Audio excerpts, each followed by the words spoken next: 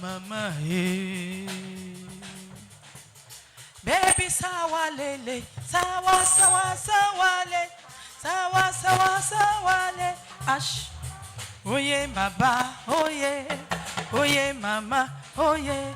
I go to mama, I go to mama, eh.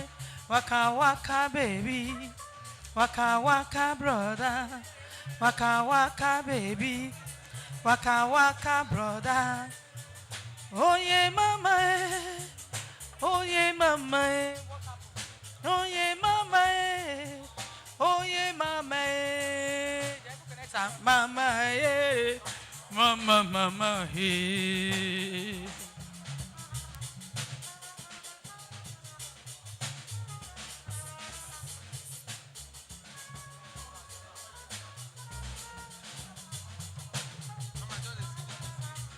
Bá mi sọ fún bèbí yẹn kó má yí lọ. Ti sọ fún pé fàájì tẹ́lẹ̀ la wà. Ẹ bá mi sọ fún bèbí yẹn kó má yí lọ. Mo ti sọ fún pé fàájì tẹ́lẹ̀ la wà. Bèbí jọ̀wọ́ kó má yí lọ. Ọmọdé ṣe mí, bèbí mi dá. Olùjọ̀wọ́ gbé mi sọ́yà o, ó wá fífẹ́ tútù sọ́kàn mi o.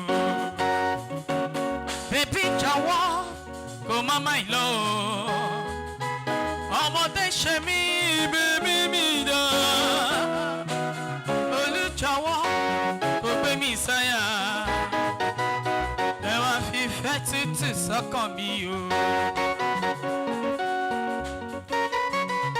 Sọ̀tàn kékeré kan, ìtàn orogún méjì ni. Ọkọ tẹ̀yálé lọ́rùn, omi sí ìyàwó gidigidi. Ọkọ tẹ̀yálé lọ́rùn, omi sí ìyàwó gidigidi. Ọmọ ìyálé relé ìwé. Ọmọ ìyàwó relé ìwé. Ìyálé ṣàbíyamọ. Ìyàwó ṣàbíyamọ. Ìyálé bá gbìmọ̀ lálẹ́ ọjọ́ kan. Ó lọ́mọ ìyàwó mọ̀wé jì tó ń lọ. Ìyálé bá ṣe àṣàrò lépo rẹ́dẹ́rẹ́dẹ́. Ó ṣe kan funfun báláwú. Ó ní tálákọ̀rí balẹ̀ dé. Yóò sì gbé yóò jẹ́. Ẹ wo ẹjọ́ Ọlọ́run ọba mi. Ojú Ọlọ́run wò kò ṣe rere. Ẹ ṣe rere, yé o ẹ ṣe rere. Ẹ ṣe rere kó bà lè yẹ wá o. Ẹ ṣe rere o, àní ẹ jẹ́ ká ṣe ire. Ẹ ṣe rere kó bà lè yẹ wá o.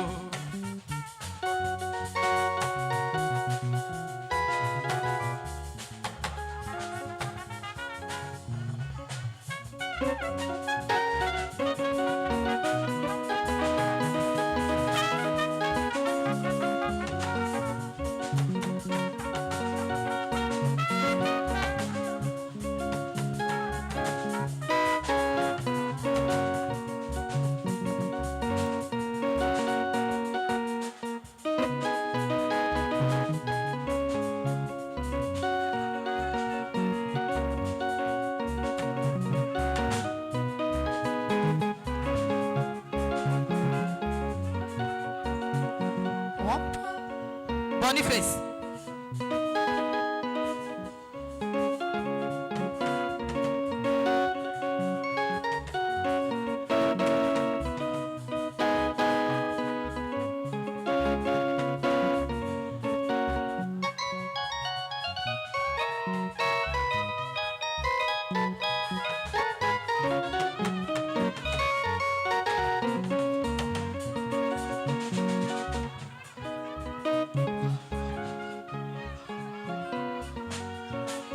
Thank you.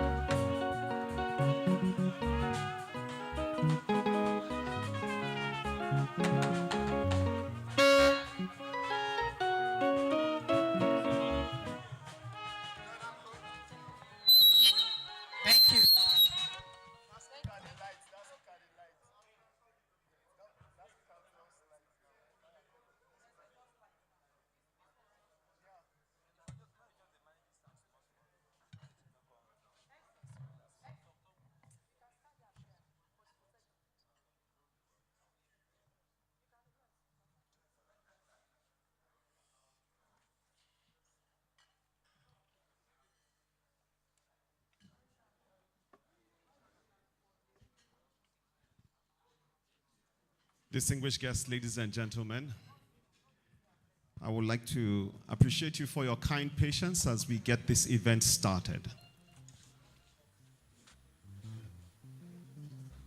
I would like to ask everyone who is attending this event, as long as you're not a member who is partaking or participating in the procession, please kindly have your seats.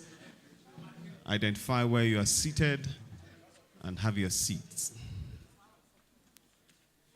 I'm giving us a minute for us to get seated. For the newly inducted fellows, a reminder, adorn your gowns with your hats and have your tassels to the right.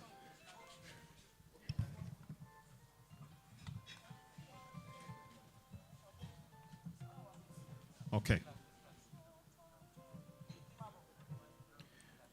We shall be receiving the academic procession of the Board of Trustees, the council members, as well as the foundational members and elected fellows of the Nigerian Academy of Medicine. I'd like to ask everybody who is in this hall, distinguished guests, ladies and gentlemen, please shall we rise to our feet as the police band will give us a number to welcome in the academic procession. Please, can we rise? Everyone, please. Let's rise to our feet.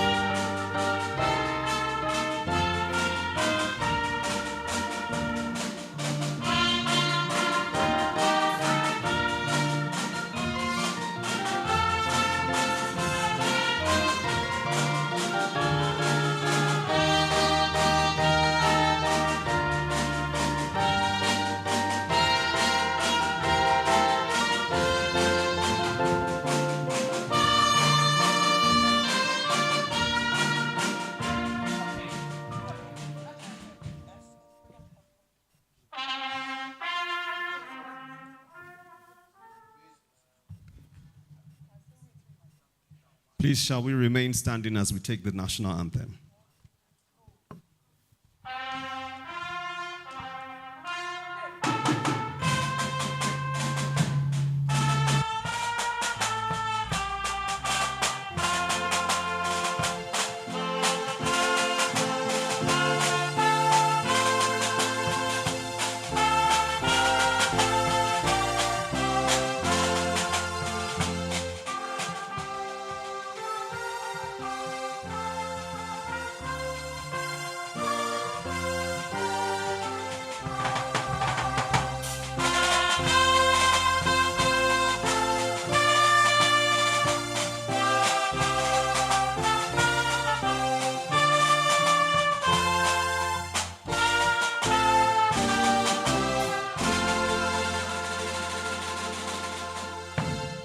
Thank you very much, Police Band. Ladies and gentlemen, please, you may be seated.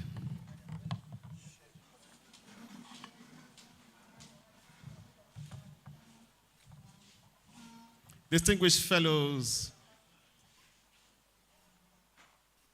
medical professionals, my chiefs, my teachers, health workers in Nigeria, ladies and gentlemen, good morning and welcome to the 2023 Annual Lecture and Induction Ceremony of the Nigerian Academy of Medicine.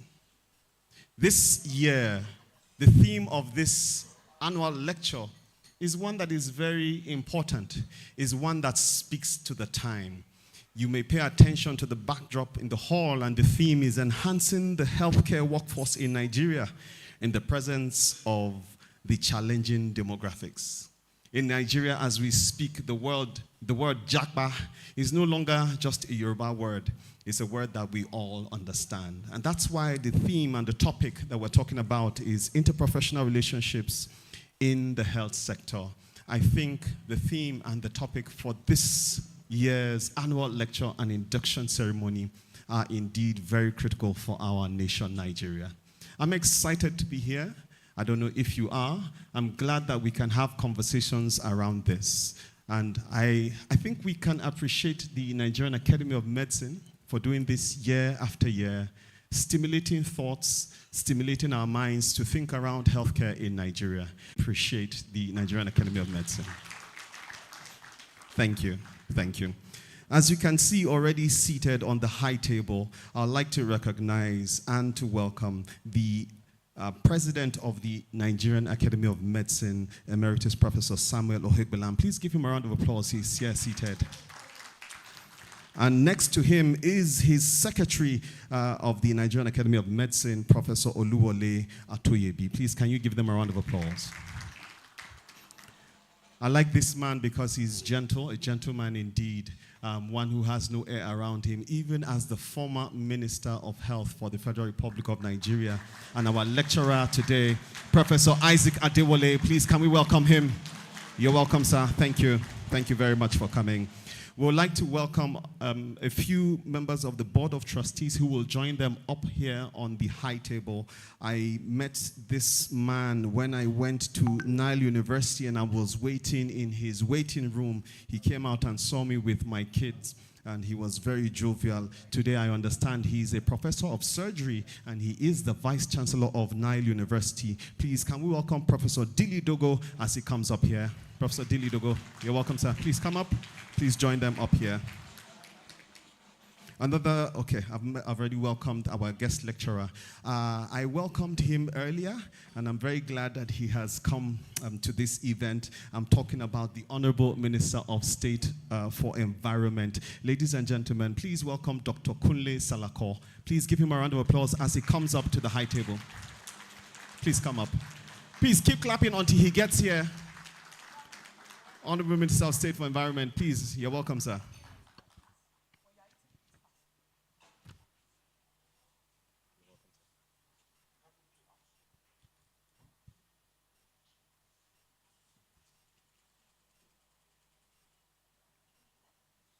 I observe we still have a few empty seats on the high table. These will be filled up in a moment. Let me welcome also to join them up here. I addressed her because of her charming smile. Please, can we welcome the Permanent Secretary, Federal Ministry of Trade and Industry, and she's shaking her head.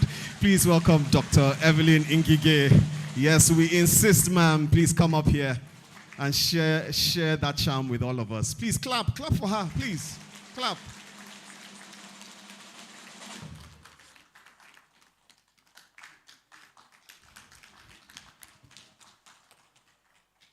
You're welcome, ma'am. Thank you so much for coming and for doing this with us. Having recognized all of these wonderful people, key stakeholders in this activity today, I'd like to introduce myself. My name is Sambo, Dr. Yakubu Sambo. I'm a doctor by day, MC by night, and I'm a superhero all day. Yeah. I thought you would clap. Please clap for me. Thank you. But when I'm on stage doing this, I love to be addressed as His Royal Highness. Please get it right the first time. HRH, Africa's finest MC and event virtuoso. And today, I have the singular privilege and honor of being the host of the 2023 annual lecture and induction ceremony of the Nigerian Academy of Medicine. I think you will agree with me, it's an exciting opportunity for me to meet my chiefs, my seniors, my teachers, and to be a part of this activity, albeit as the MC. So, distinguished guests, please, can we appreciate our high table members with a round of applause just to show how excited we are about this activity? You're welcome. Thank you. Thank you.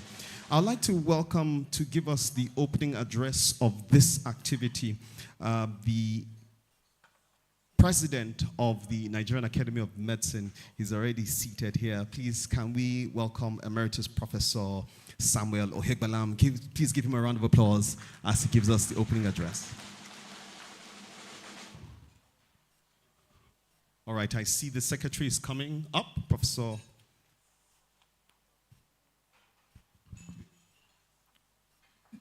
Distinguished ladies and gentlemen, we want to call on the president of the academy to declare this ceremony open before his address. Professor Samuel Ohegbalam, NNOM, FNA Med. Please give him a round of applause.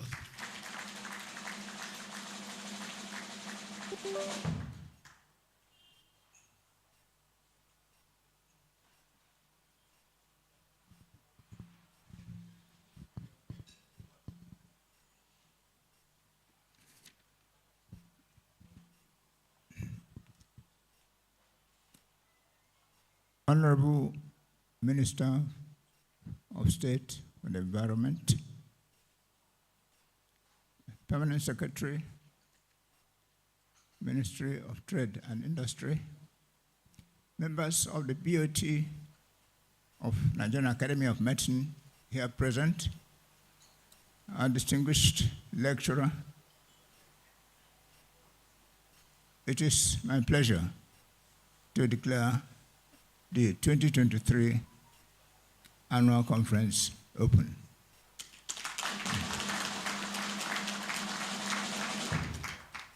And I will follow it up immediately with a few remarks.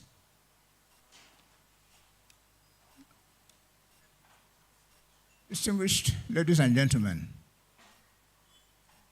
fellows of the Academy, Nigerian Academy of Medicine, special guests, and members of the press, and all of us here present. It's unbelievable that it's already 1 year since my council was called upon to take over the mantle of office of this great academy. The Board of Trustees that had the vision to set up the Nigerian Academy of Medicine did an excellent job. And we must commend the chairman, Emeritus Professor Tolu Adubami, for his wonderful contribution. A house without foundation will always collapse. We see it happen every day. But we are lucky that the Academy was given a very strong foundation by the BOT that kicked off the Academy. And that's why it is still standing on its feet. We thank the BOT for an excellent job, and we hope that my council will continue to advance the progress of the Academy over the years to come.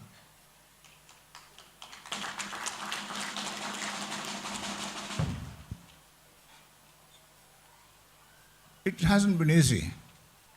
We took over office, and the Academy was negatively impacted by the COVID-19 pandemic. That, of course, slowed down our progress.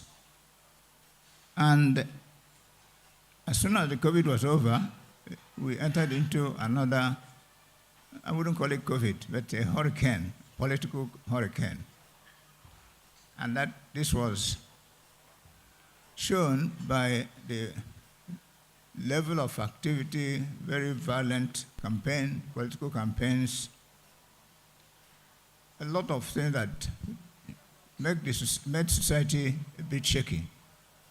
And during that process, it was difficult to really execute what we had planned to do effectively.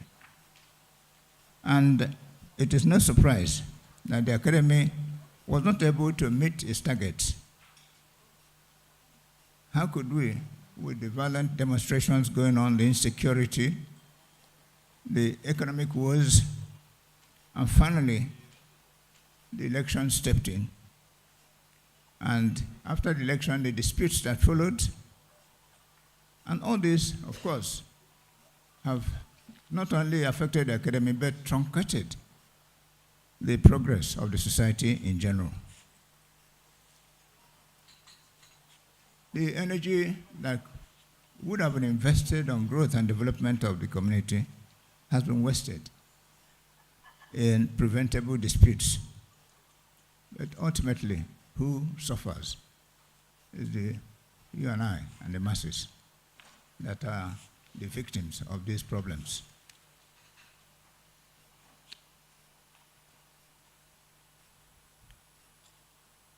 Additionally, Nigerian Academy of Medicine has been traumatized by the loss of some of our very important members.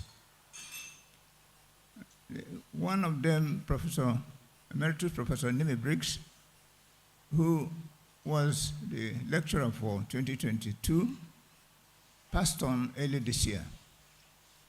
And this was followed recently this month by another distinguished Emeritus Professor Umaru Shehu. Their contributions as foundation members and foundation fellows of the Academy would always be remembered. We pray that their souls rest in peace.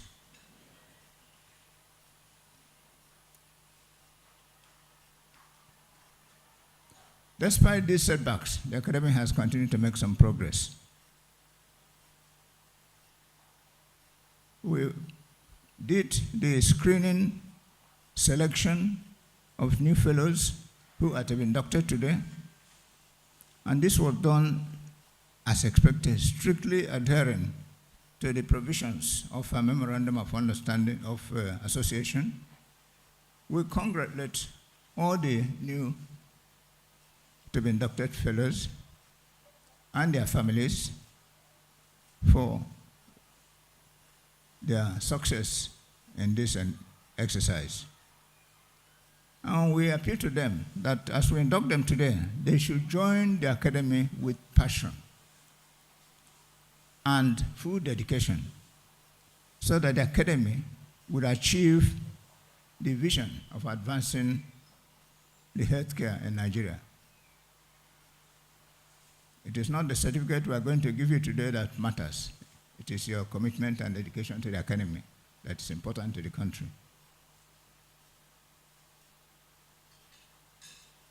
The new council had financial constraints over the last 1 year, and a plan to improve these finances of the Academy was not achieved because of some of the impediments I had already highlighted. In fact, all the council meetings for the year were held by Zoom to save cost. The webinar committee, under the able chairmanship of Professor Ogunbodode Etopel, did an excellent job. They had mapped out a 12-month program of webinars that will cover many aspects of the health sector. We hope that fellows will join in these webinars and justify all the efforts that the committee has invested, as well as those who have given us support, and the guest speakers who are to be invited. Please always join us in the webinars. Another area the Academy had made progress is in publication of the Nigerian journal, the Journal of Academy of Medicine. We congratulate the editor-in-chief, Professor Stanley Anyamu, the editorial board, and the advisory committee of the board for an excellent effort. We appeal to fellows and other academics to patronize the JNM in order to enhance its status and as well as its impact factor as quickly as possible.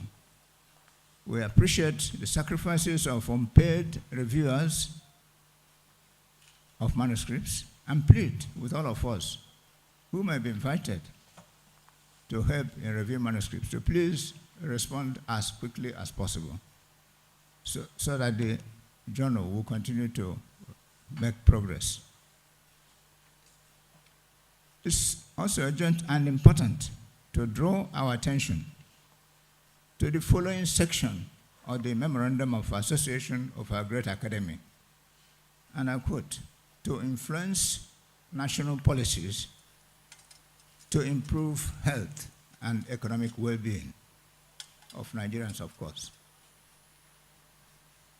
With now a new government in place at national level, as well as in many states of the Federation, our academy must pursue the above mandate relentlessly. Most objective experts have stated unequivocally that the major constraint or albatross of the health sector is poor funding. There's no saying about that. We keep calling on the government to increase the budget allocation to health sector and to fulfill the 2001 Abuja Declaration, which recommended 15% of national budget that it should go to health. But let us be reminded that even if the government could achieve that target of 15%, it would not solve the problem of poor funding in the health sector. This is because it is still too small. The federal budget for health is equivalent to the budget of a single hospital in developed countries. I mean the federal national budget for health. The crushed value of the naira has further compounded the situation.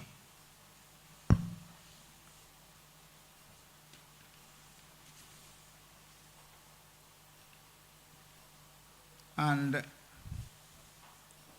it is therefore necessary to find alternative solutions. And the internationally recognized way to fund healthcare is compulsory health insurance. The government of Nigeria has embraced this concept and passed legislations to achieve it. But like most of our policies, implementation is too slow. It was expected that the new administration would hit the ground running on the enforcement of the health insurance. But it has not been the case.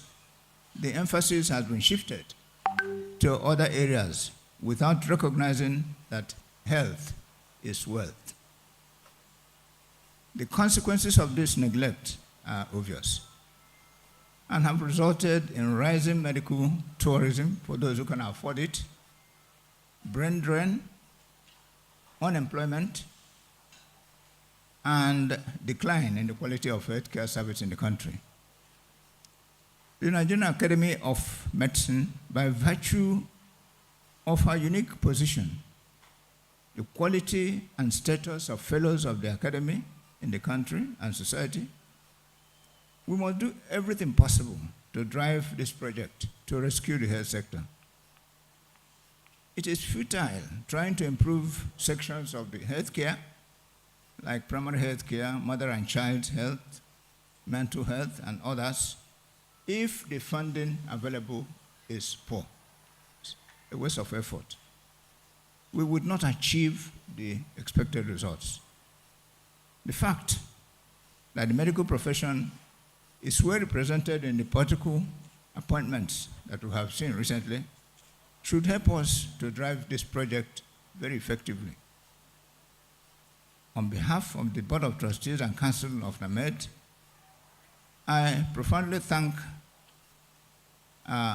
dear Professor Isaac Adewale for accepting to deliver the 2023 annual lecture titled Interprofessional Relationship in the Health Sector.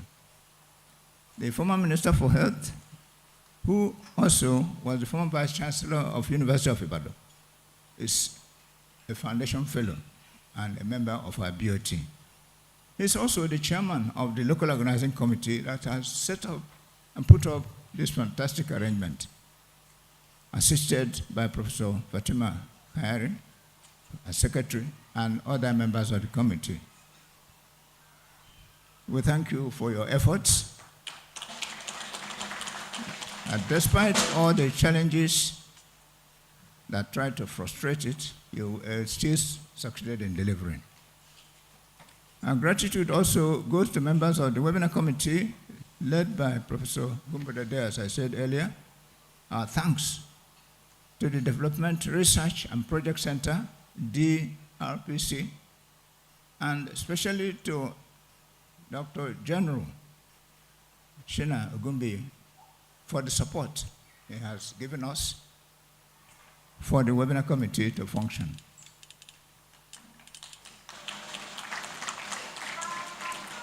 Nigeria Academy of Medicine will forever remain grateful to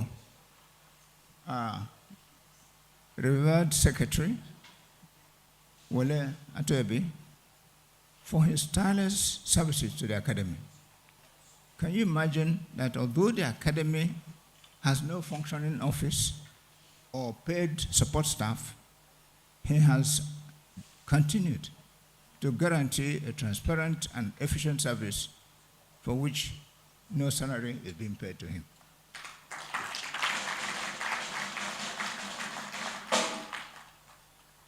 Lastly, I wish to appeal to the federal government to recognize the importance of the Nigerian Academy of Medicine in the country.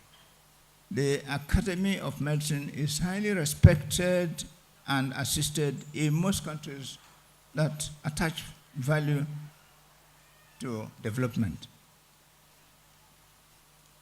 And we therefore appeal to the Minister for Federal Capital Territory to help us allocate an office or a land, to allocate land to the Academy so that we can find a way to have a permanent office and a permanent address for the Academy. It is only fair that the Academy achieved that status at this point in time.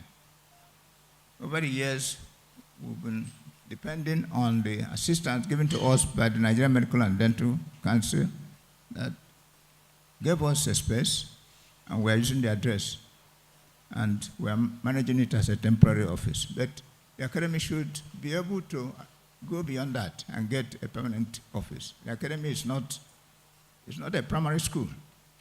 It is a major institution in the country. Finally, I welcome all our guests to this 2023 ceremony.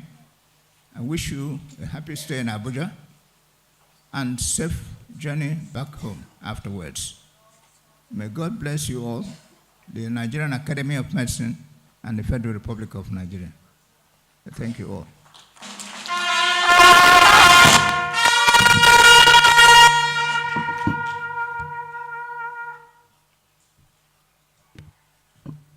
Please, can we appreciate the President one more time? Please give him another round of applause. Thank you very much, Professor Higbelam, for underscoring the functions and the objectives of the Nigerian Academy of Medicine. And thank you for relating it to our current situation in Nigeria. Thank you. We appreciate you for that, sir. Distinguished guests, ladies and gentlemen, we would like to move to the next item on the agenda. We shall be taking goodwill messages. I'd like to start this segment by welcoming the Honorable Minister of State for Environment to come and give us a goodwill message. Please, can we put our hands together for Dr. Kunle Salako? Please clap for him.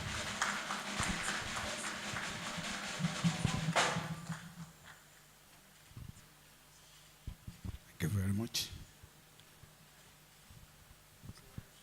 The President, the Nigerian Academy of Science, the Secretary of the Academy, members of the Board of Trustees, Permanent Secretary, Federal Ministry of Trade and Industry, our distinguished guest lecturer, members of the Academy, new inductees, guests, gentlemen of the press, distinguished ladies and gentlemen. I must start by saying that when I woke up this morning and I had to prepare for this event, it was like I was going on a word round with Professor Atoyebi or Professor Adewale, and I knew that I must not come late. And that's why I was probably one of the first guests to arrive at this event. I must also say that as soon as I finish my goodwill message, I will plead to take my leave. The letter inviting me to this event was dated 1st of October, but I only got it on the 24th, 3 days ago. And prior to that time, I scheduled other important programs.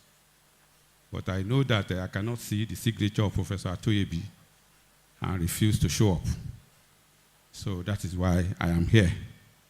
I guess that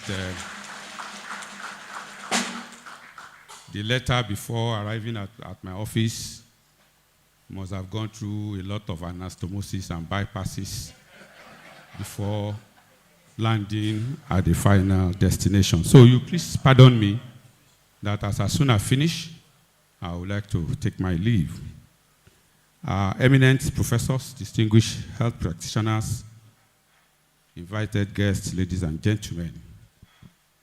It is my pleasure to be in your midst this morning to deliver a goodwill message at the annual 2023 lecture and induction ceremony of the Nigerian Academy of Medicine. I warmly congratulate the new fellows who will be inducted today. Your induction today is a testament that you have no doubt left an indelible imprint on the medical sector in Nigeria. The theme of this lecture is not only apt, the guest lecturer is fit for purpose. I am sure we will all have an exciting time listening to him. As you all know, our health is closely linked to the environment we live in. We live in the environment, we die in the environment, everything we do is in the environment. Environment is livelihood, environment is life, environment is everything. Its impact, climate change, has become the most important crisis facing humanity today. The impact of climate change are evident around us, and most of us are experiencing the changes as a result of climate change. Without intervention, climate change will have far-reaching and catastrophic consequences for our dear nation and the rest of the world. It is an urgent problem with implications at the global, national, community, and personal level. According to the World Health Organization, climate change is the biggest threat to health in the 21st century. It affects health, it affects well-being. First, by increasing intensity and frequency of extreme weather events, such as heat waves, floods, and bushfires, and indirectly, through worsening of air quality, changes in the spread of infectious diseases, threats to food and water, and also effect on mental health. Our changing climate has resulted in multiple impacts. This includes heat waves, resulting in heat stress, exhaustion, stroke, along with occupational health challenges, with significant impact, particularly for those with chronic illnesses. Increased precipitation with catastrophic rain events, flooding, and hurricane are occurring more frequently, along with subsequent deaths, injuries, and disability.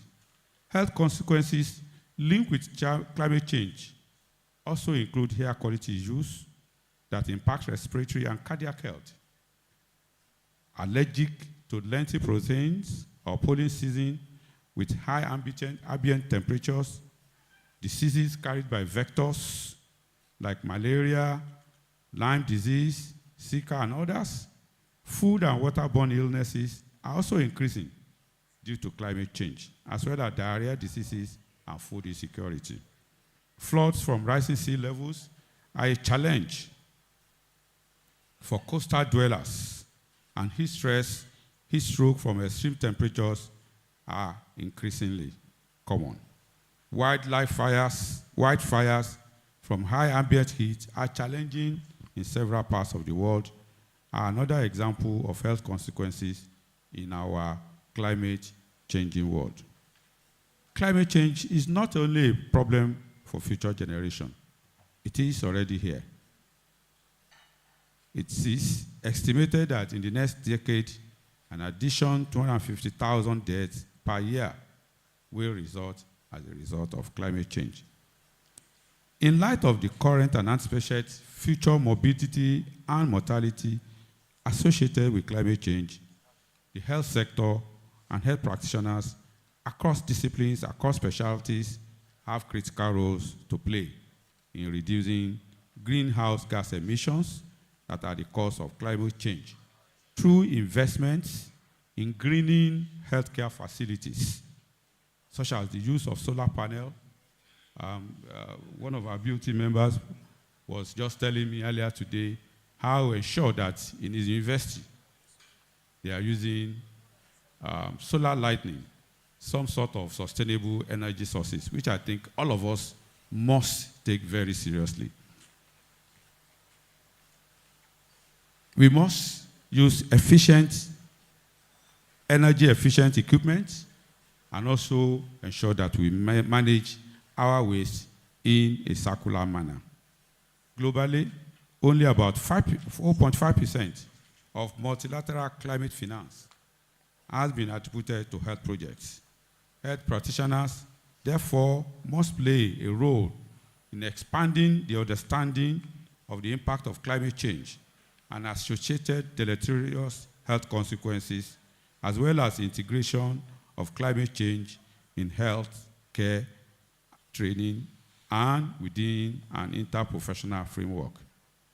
All hands must be on deck to urgently transform our current healthcare system into a climate-resilient, climate-smart healthcare system so as to effectively align health development and delivery with the global climate goals. Before I conclude, let me just make a brief comment, first on the issue of health insurance, which I believe is very, very important. And for us as leaders in the health sector, we have critical roles to play. The government has done a part of it by promulgating a law that makes health insurance compulsory, subscription compulsory. However, we must understand that we cannot decrease subscription. We cannot, because first, there's a cultural context with health insurance. The understanding of the people must first be sought and obtained.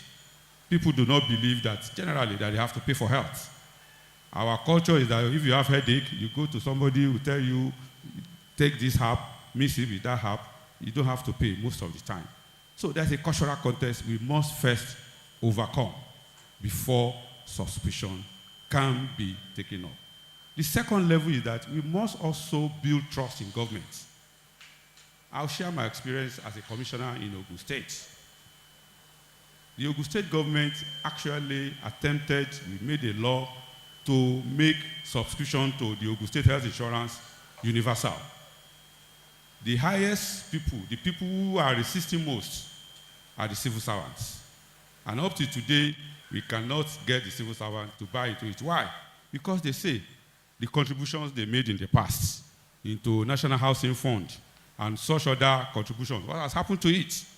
So, for us to be able to take health insurance to that level that will significantly affect financing of healthcare, there must be understanding from the people, and government must take its time to build the trust of the people. Finally, let me assure you that with the courageous decision by President Bola Ahmed Tinubu, his drive, his vision, and his commitment, Nigeria is on its way to recovery.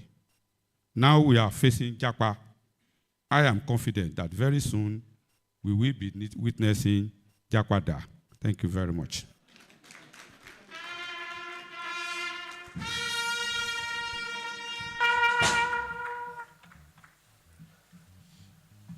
Please give another round of applause to the Honorable Minister of State for Environment.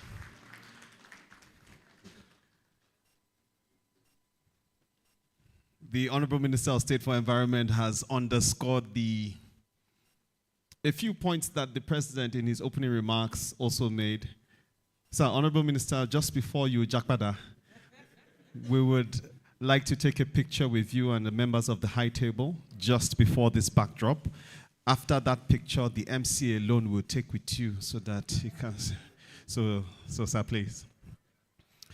Members of the high table, please. Just before the backdrop. Yes.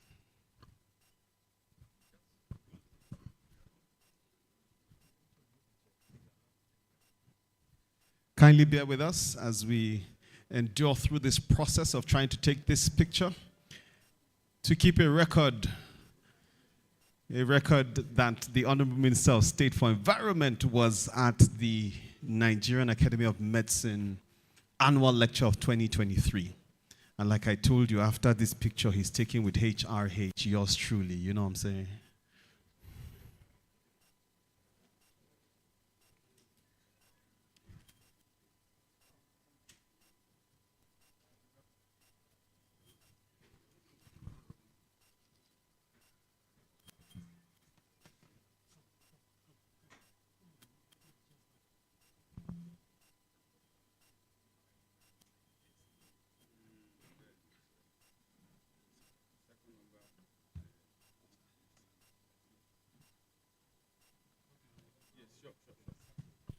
And you can see the picture with yours truly here.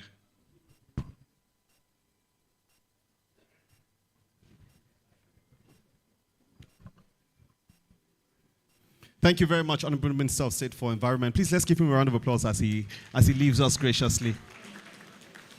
I appreciated his analogy of coming for ward rounds and ensuring that he's here before his chief. Honestly, it resonated with all of us. Didn't it resonate with you? It did with me. Thank you so much, sir, for bringing that up.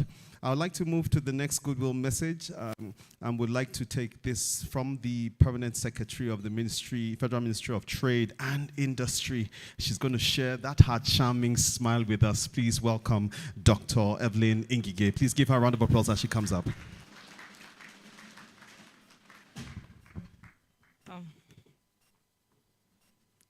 I must say this is impromptu because I just came as a guest of Professor Adewale, and I expected to sit in the crowd, but I've been asked to come up. I'm humbled. The Honorable Minister, although he's left, of State for Environment, the President and members of the Board of Trustees and members of the Council of the Nigerian Academy of Medicine, old and new inductees, old members, distinguished guests, lecturer, ladies and gentlemen. It's my pleasure to be here this morning. I haven't been in the midst of my professional colleagues for a while now. And I must say I'm elated.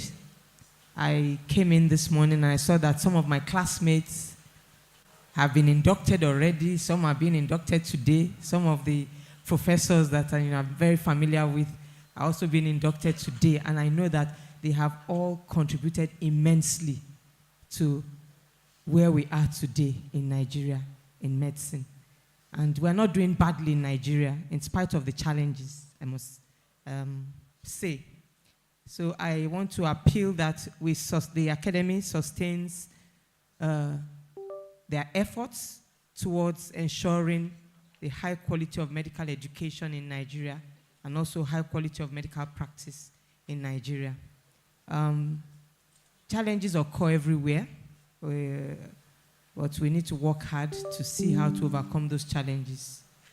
And I must say that the theme of this year's program, enhancing the healthcare workforce in Nigeria in the presence of changing demographics, is actually reflective of the fact that this academy speaks to contemporary issues. And I'm sure that it's with the aim of addressing and overcoming some of those challenges. And I want to congratulate the Academy for the job they are doing. In the Ministry of Industry, Trade and Investment, where I find myself now, I tried to see how to, impact on my profession. And I must say that before I got in, there was a doctor there as well. A medical doctor was the permanent secretary, and he started a project called the Health Industries Corporation of Nigeria. And shortly after he started it, he was posted, and I was asked to take over. And I must say that I'm doing my best to ensure that we develop health as an industry in Nigeria. I already have engaged some colleagues who are consultants that have worked with the World Bank and other international bodies to develop a policy which we have concluded, and we're currently working on the strategic plan and implementation, and also we're developing business plans for manufacture of health consumables like syringes and needles. I believe we'll get there one day, especially in the light of the Africa Continental Free Trade Area. Also, I met with a team from UNITAID a couple of days ago. We are working with them and the Ministry of Health to see how to make Nigeria a manufacturing hub for medicines and consumables in West Africa. So we pray that we will have the opportunity to meet with members of the Academy to see how they can add value to the process. Also, speaking to the inductees, I want to congratulate you all for this acknowledgement of all your efforts towards ensuring we have high standards in the practice of medicine in Nigeria. Of course, I want to remind you also that this acknowledgement should be able to motivate you to contribute more. And in spite of the fact that a lot of our members of our profession have jackpot, I want to join the group to talk about jackpot. I don't want any of you to be discouraged. There's still a chance that you can turn things around. And with your presence, members of the Nigeria Academy of Science, I believe that we will succeed, God helping us. Also, of course, among contemporary issues now are issues on innovation. I know that the Academy will be working to ensure that a lot of innovation comes into the practice of medicine, so that we make things easier and better for Nigerians, because they say a healthy nation is a wealthy nation. On the guest lecturer, my prof, I want to congratulate you. And I know that your choice as the guest lecturer for this year was not a mistake. You will do a good job. I'll sit in. I hope I can sit in to the end. If I'm not called out, I'll try my best to sit in. And I know that I'll gain a lot from what you have to offer today. And I wish you a successful lecture. I also want to congratulate the president of the academy and all the members for sustaining this annual event. The very first time I saw the induction, I thought to myself, what is happening again in medicine in Nigeria? But I see that year in, year out, you've been holding the annual lectures and new members, are being inducted. I want to tell you to keep up the good work, sir. And I wish the academy success in turning around medical practice in Nigeria. I want to congratulate us all on this 2023 annual lecture and induction ceremony. And I pray that God grants us a successful program and journey mercy back to all those who have come from far and wide to Abuja. Welcome to everybody. Welcome to Abuja. And I hope that after this induction ceremony, you will still have the opportunity to enjoy what Abuja has to offer, apart from science. Thank you.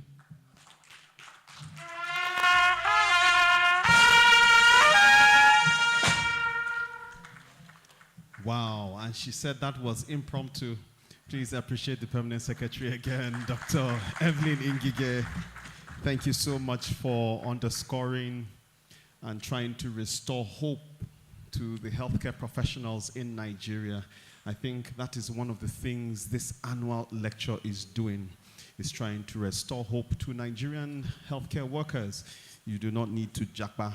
I'm reminded of the quote by the great Helen Keller, who said that the only thing worse than being blind is having sight but no vision.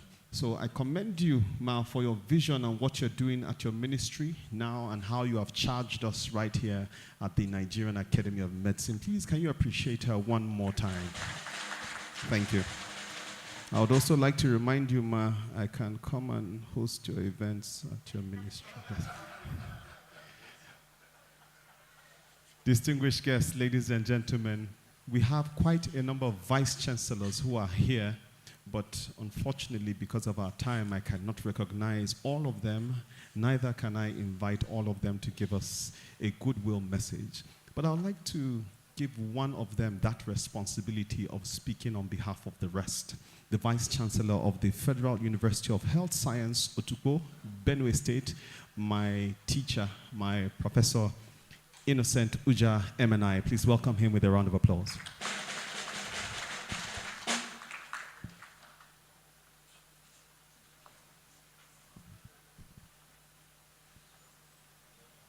While Prof is coming up, you can see everyone who has spoken here. Great minds. I will plead with them to try and keep it short. Thank you. Thank you very much. The President of the Nigerian Academy of Medicine and Secretary General, the guest lecturer, my very good friend, Professor Isaac Adewale, members of Council of the Nigerian Academy of Medicine, and fellows of the Nigerian Academy of Medicine, and the yet to be inducted fellows. Good morning. Let me recognize the permanent secretary for very many good reasons. In the Ministry of Health, she did so many good things. And while I was the president of NMA, the husband helped me a lot to see that we had clinical component of hazard allowance. Please give my greetings to him. Like it's been said, I'm Innocent Uja MNI, ON, MPOM. I am the Vice Chancellor of Federal University of Health Sciences, the first Federal University of Health Sciences in Nigeria. And now we have 6. But before then, we had the State University of Medical Sciences in Ondo State, which was pioneered by Professor Friday Okonufa, my friend himself. Let me recognize other Vice Chancellors here. Professor Dili Dogo is my friend, and many others that are here. It's a delight that we've been called upon to give goodwill message, and I'll be very short and sharp.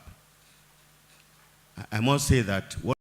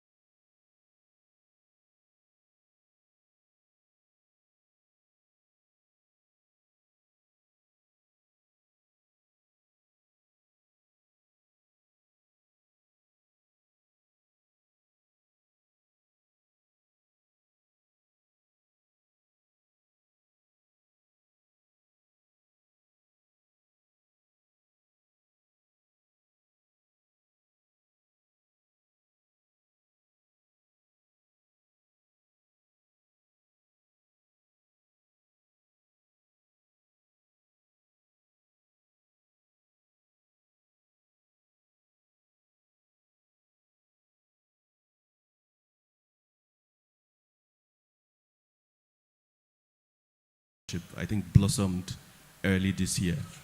The DRPC is an intermediary non-profit that has spent 30 years building the capacity of civil society organizations in Nigeria to hold government, not just to account, but also to engage with government on development for Nigerians in the area of health, women's economic empowerment, as well as education. This year, we've partnered with NAMED to host webinars. And by the way, there is another one coming up next month, and I think more details, and this was emphasized in the president's speech. I also want to take the opportunity to just preempt by saying that by the time this annual lecture comes to an end, NAMED, alongside the RPC, would be announcing a media challenge, and more details on that to follow. And I think this stems from some of the contemporary issues that would be discussed in the lecture, and the need for us to use primary health care as a launch pad for the health system and health systems in Nigeria.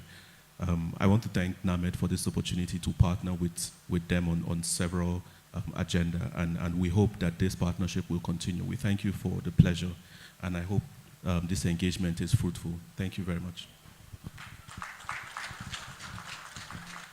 Thank you very much, Dr. Stanley Upar, for keeping it really crispy from DRPC. Distinguished guests, ladies and gentlemen, we're moving to the item on the agenda, which is the induction of new fellows. I'd like to welcome the Secretary of the Nigerian Academy of Medicine, Professor Oluwole Atoyebi, who is going to commence this process. Prof?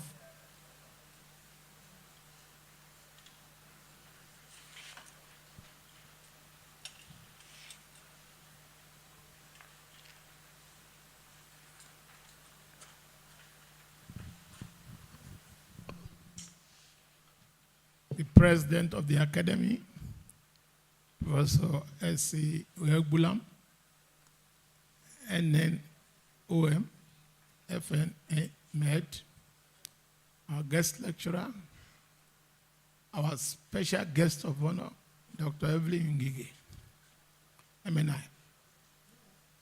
Not yet. You haven't joined them. That's coming. The MBBS is starting. That's why you are here. Now we want to start the induction ceremony, and I want to tell all the members who are to be inducted to make sure that their tassel is on the right. You have no right to put it on the left like me until you have been inducted. So it must be on your right hand side. Is it? Thank you very much. Now, I believe all members of the 2023 set, they have signed their bond of obligation.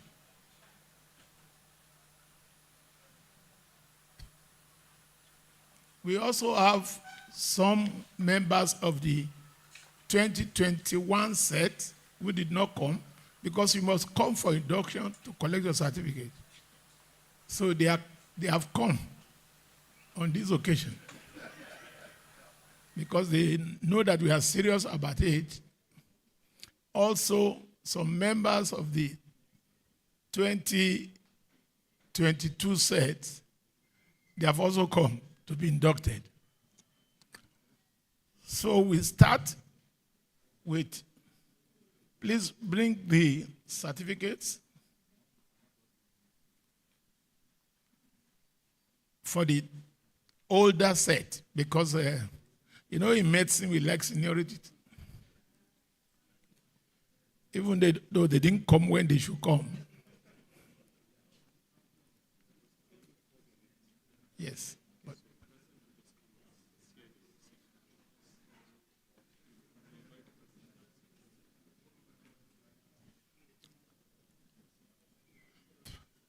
for the older ones, they have signed their bond of obligation and they have mailed copies to the secretariat.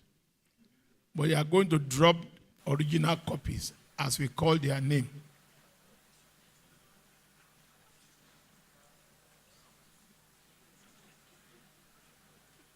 Dr. Professor Nicholas Irure. That's 2021 set.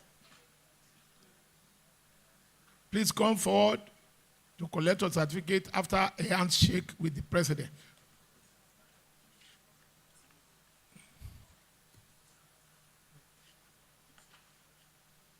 Mr. President, so that they can take picture with you, will you kindly come down?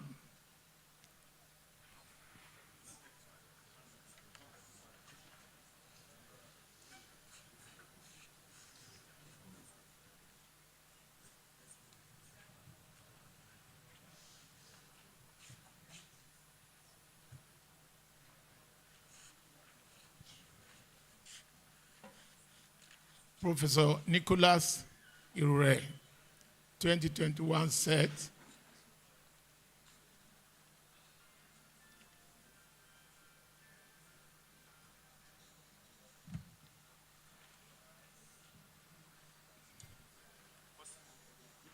Congratulations. Let's give him a round of applause. These are the older sets. Also, Professor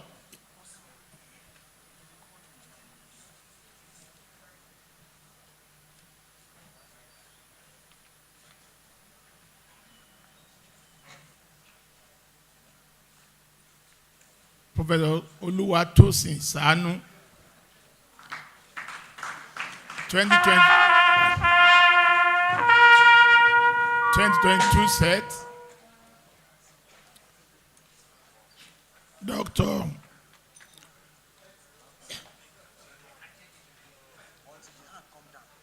Professor Chikodili Nwasigwe.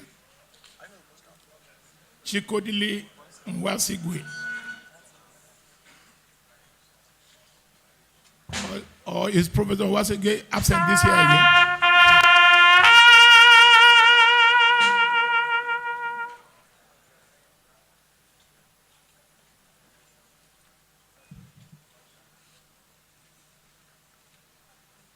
Professor Folashade Omokodion, 2022 set.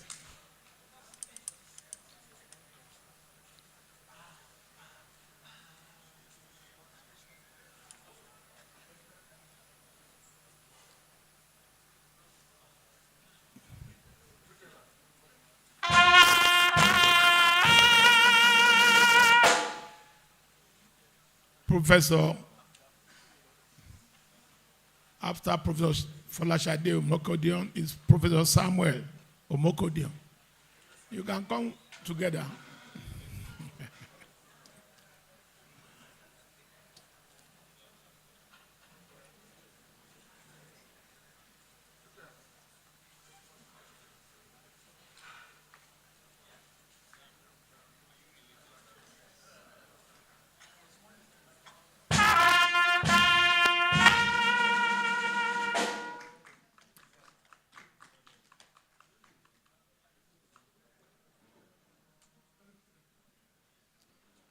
That's Professor Samuel Omokodion.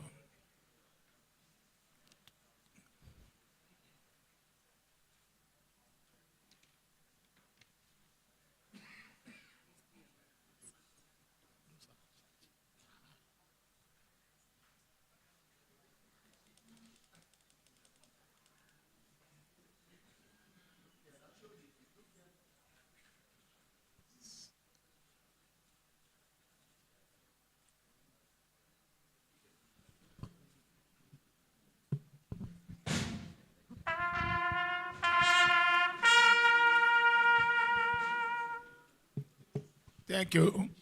Maybe the president can come to his seat now, just briefly, while we perform the rites for the brand new fellows. Please, I want all the brand new fellows to stand up and come and display your bond of obligation, which you have not sent to me. unlike those older sets that they have forwarded.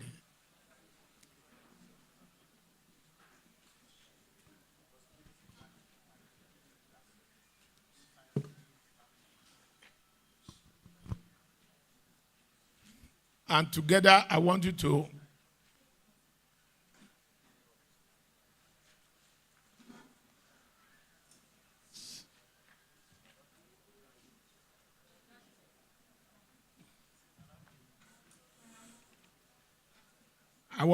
follow me, because in accordance with the section 9B of the Memorandum of Association of Nigeria Academy of Medicine, all fellows of the academy shall execute the following bond of obligation to authenticate their admission. So you have to read what you have signed publicly. Starting, when you say I, you will mention your name and you go on. I, go on.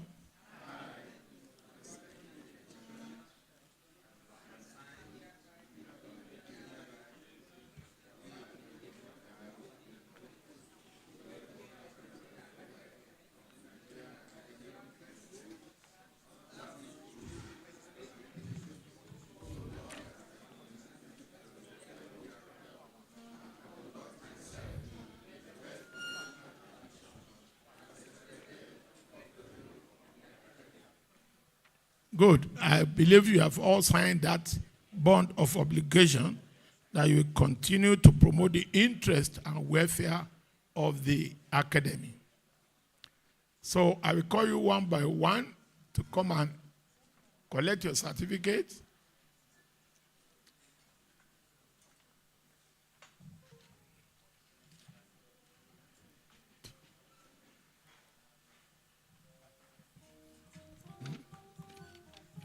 Give her. The first on the list, you may sit down. When I call you, you come out. Professor Adegbengbe Benis. Adegbengbe.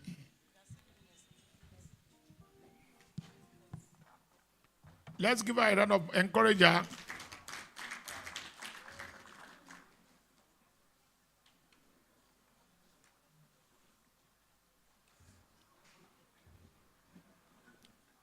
Photographers, are you there?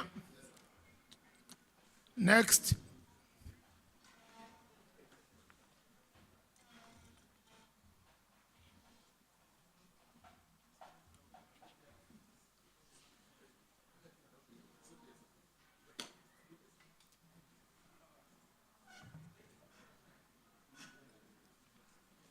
Next is Professor Adejuyigbe Ebunoluwa.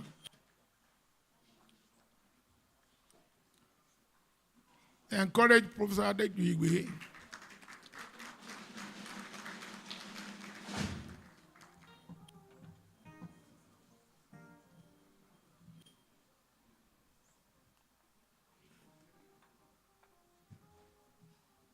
Next is Professor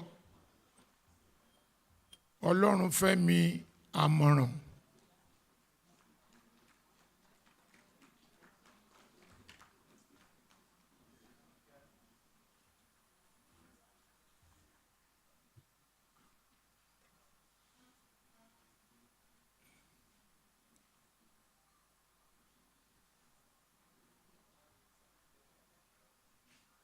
That's from public aid.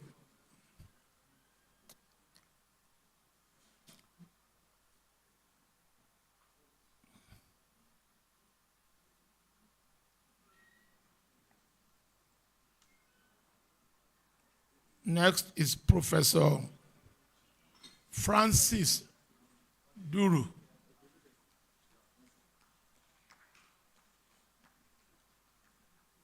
Francis Duru from anatomy.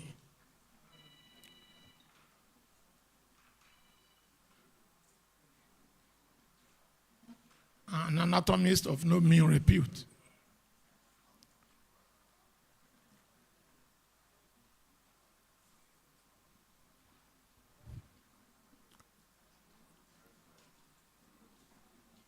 Right. Next is Professor Oliver Ezechi.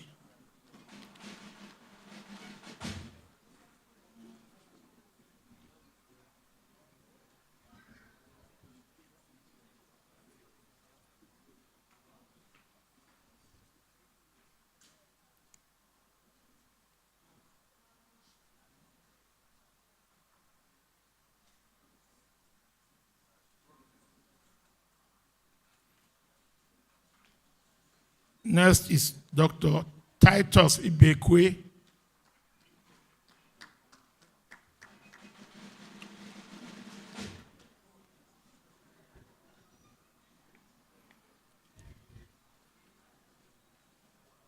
The otorhinolaryngology, formerly of Ibadan, now of Abuja.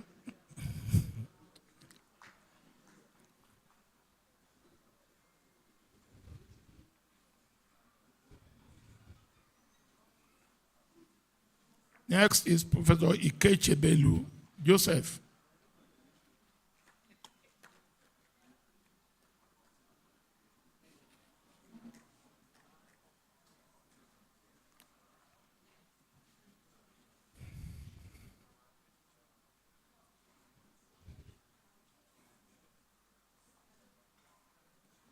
Next is Professor Morenikeji Komalafe.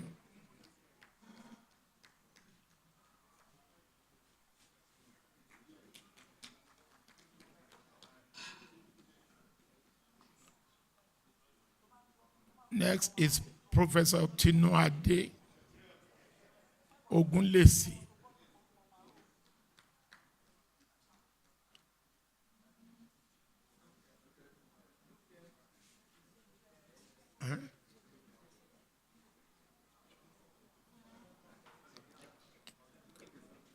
Professor Tinuade Ogunlesi.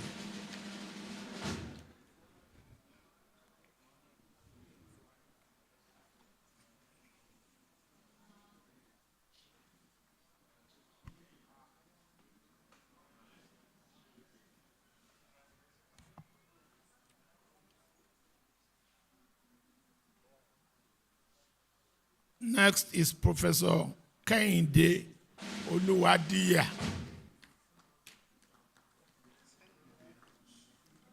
He had to come back from Sierra Leone for this.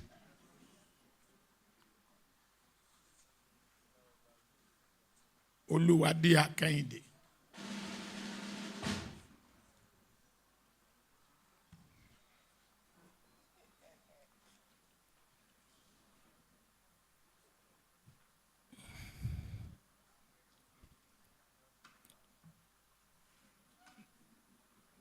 Next is Professor Chukudi Onyeaso. Chukudi Onyeaso.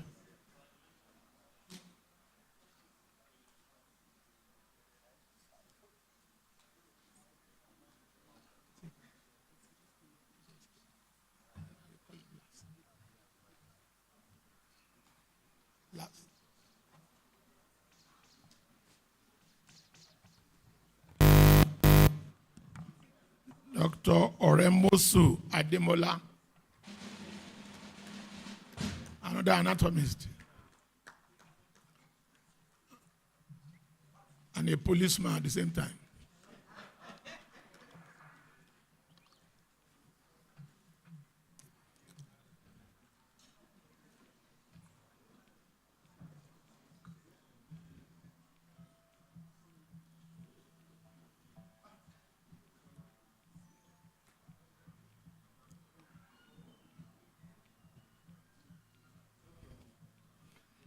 Next is Professor Kayode Osungbade.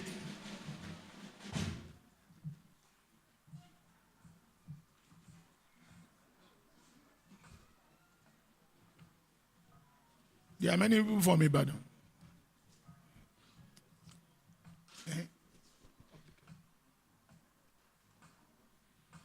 Public head from Ibadan.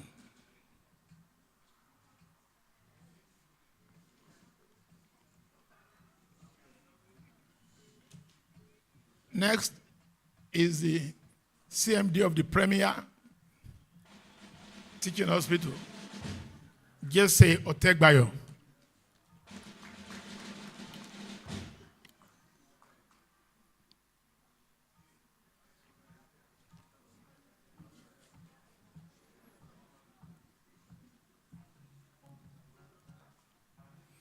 Maybe the CMD will host everybody today.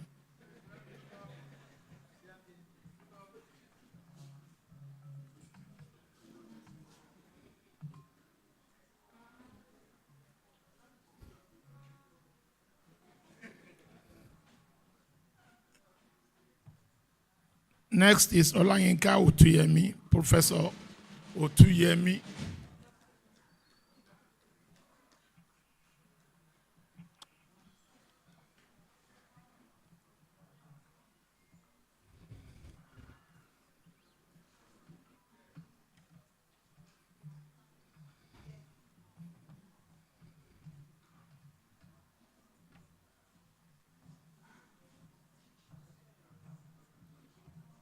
Next is Professor Modupeola Samaila. Professor Modupeola Samaila ní Sueton.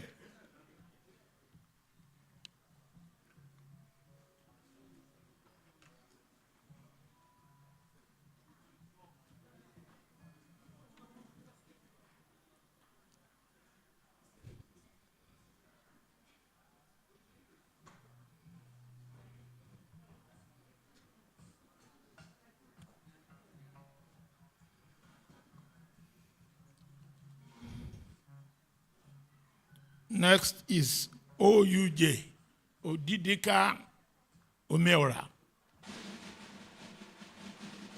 OUJ.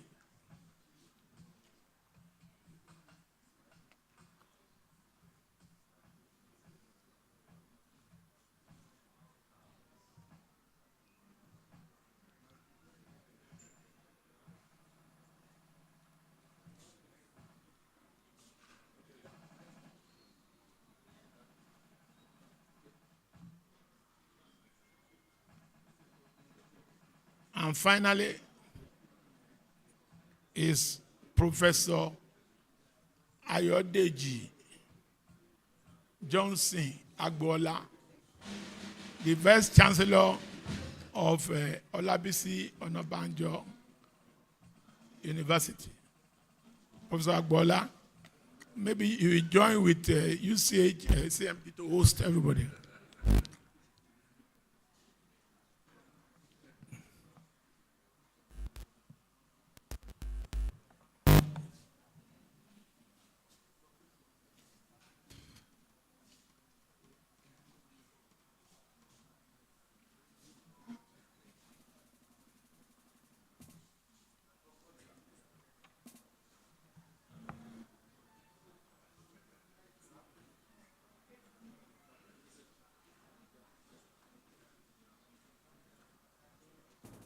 Okay, all the new inductees should now stand while the president comes to pronounce you as fellows.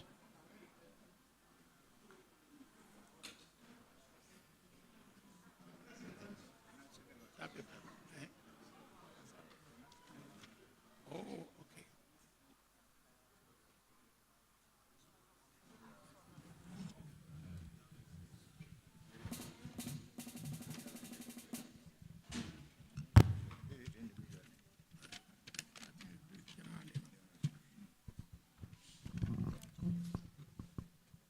All right, in the name of the Nigerian Academy of Medicine and by the authority conferred on me as the president of the Academy and chairman of council, I hereby admit you all as fellows of the Academy with all the rights and privileges thereof. For they are jolly good fellow, for they are jolly good fellow, for they are jolly good fellow. And so say all of us, and so say all of us, hooray. And so say all of us, hooray, for they are jolly good fellow, for they are jolly good fellow, for they are jolly good fellow. And so say all of us. Hip, hip, hip. Hip, hip, hip. Yeah. Please, can we give the newly inducted fellows a round of applause, please? Celebrate with them and appreciate them. Good work. I'd like to appreciate the secretary as well as the president of the Nigerian Academy of Medicine for coordinating the induction ceremony. Thank you so much, sirs. All right, so let's give them 1 more minute. I see pictures are being taken. Where is that police band? Is there anything that can play for 30 seconds? Just 30 seconds as they celebrate this victory and this achievement that they have. Yes. Just give them something that they can make merry with for the next 30 seconds to 90 seconds. Please, let's do that quickly. Aha! Dig up, shake up, dig up, shake up. Ross KKKK. We the Nigeria Police Force, Police Band Abuja, FCT Command. We want to use this medium to welcome all our special girls, all our prof in the house, in the person of Prof. Ogunbodede, Prof. Mrs. Ogushola, Professor Ademola Olaitan, Okay. Dr. Olutola Olatosi. All right, thank you. All the special guests on the high table, our permanent secretary, sweet mother, Thank you, police and band. our president. Thank you, police God bless band. you. Thank you. All right. Thank you, police band. Thank you. Thank you. Yeah. Thank you. Congratulations, the newly inducted members of the Nigerian Fellows of the Nigerian Academy of Medicine. Please, you may take your seats so that we can move to the next item on the agenda. Please kindly take your seats. I can see people reaching out for family members and friends to take pictures with. A moment to be celebrated indeed. Thank you. All right, thank you. Enough of the pictures. We'll come back for pictures later. Thank you. Thank you. Please kindly be seated, everyone. Everyone, please be seated.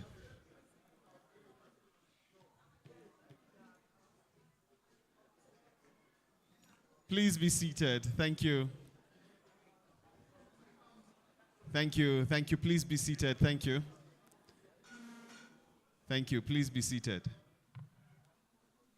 Thank you very much. Thank you for your kind patience. Please be informed that the event, don't worry, when the event comes to a close, there'll be more time to celebrate and take many more pictures and celebrate this victory that you have attained. Thank you. I'd like to move over to one of the very critical moments of this annual lecture and induction ceremony. We have witnessed the induction part. Now it's time for the annual lecture. And the topic of this lecture is interprofessional relationships in the health sector. I'd like to welcome a member of the Council for the Nigerian Academy of Medicine who will be introducing our guest lecturer. Please, can I invite Dr. Fatima Kari up here to do the honors. Please encourage her with a round of applause.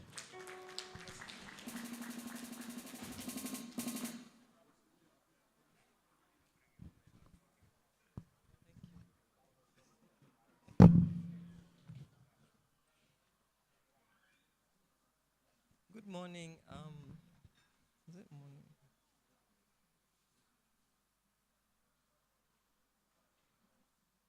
Good morning, distinguished guests. I stand on existing protocol. Permit me, Mr. President, to stand on existing protocol. You're all welcome to the 3rd annual lecture and induction ceremony of the Nigerian Academy of Medicine. I have this honor and pleasure to read the citation of our guest lecturer. He says he's not a guest lecturer because he's one of us. But we found no other person befitting to give this talk but Professor Isaac Adewale, a former Minister of Health of the Federal Republic of Nigeria, a former Vice Chancellor of University of Ibadan, a former President of Africa Organization for Research and Training in Cancer. When we say former, we don't mean that they have stopped those roles. We mean they have passed on the baton to other people that they have empowered to take those considerations and walk forward. And they're still supporting them behind. One of the most remarkable things he has done is being the co-founder of the African Cancer Coalition and a member of the International Task Force on Elimination of Cervical Cancer in the Commonwealth. I'm sure he shared in the joy when a few days ago that the HPV vaccine was incorporated into the vaccination schedule of young people in Nigeria. And that was the groundwork of Professor Adewale and his team.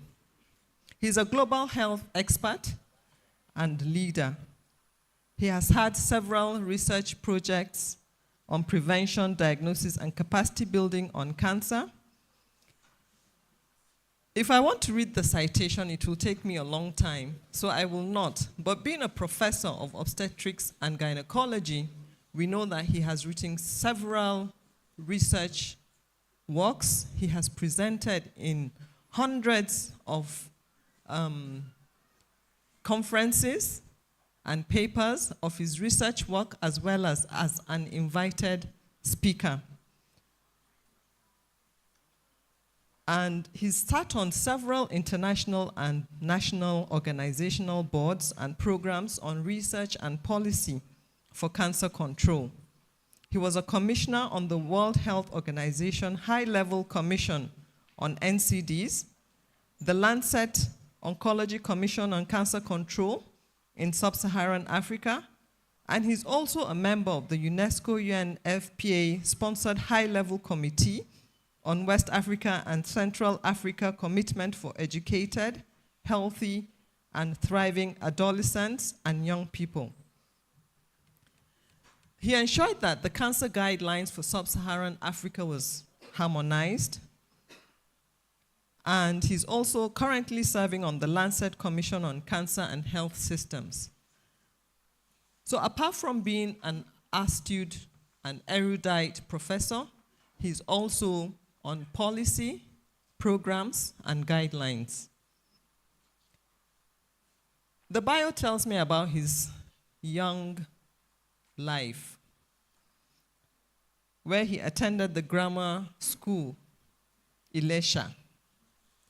I won't tell you the dates, because you would think I'm lying. He looks much younger than that.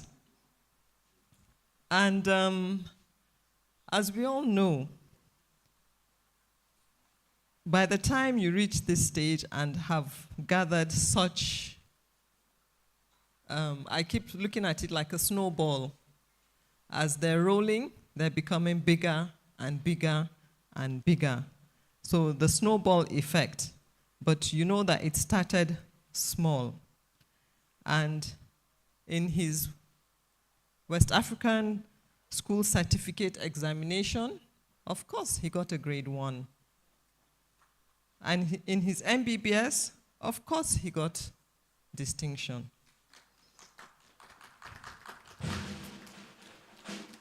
And some of the prizes that come with it, you know, the Glaxo for best performance in pediatrics, and so on and so forth.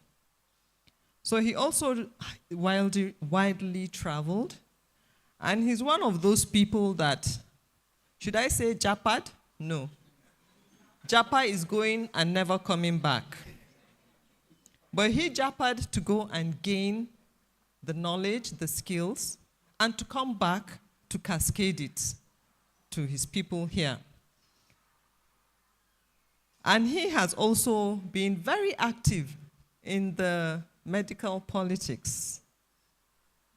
He has been a Secretary General of the Nigerian Medical Association, the President of the Nigeria National Association of Resident Doctors.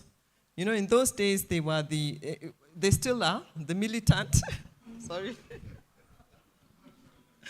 No, the front line of doctors.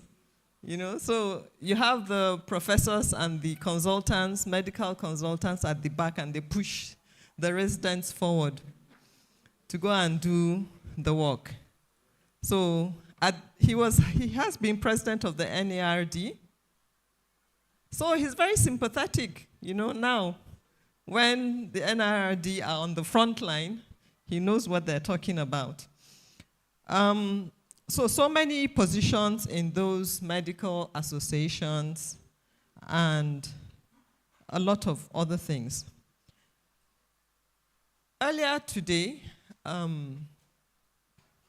when he came in, I just saw a swarm of people, you know, covering him up. He wanted to talk to me, but I had to be pushed away because there were a lot of people that wanted to say hello and talk to him.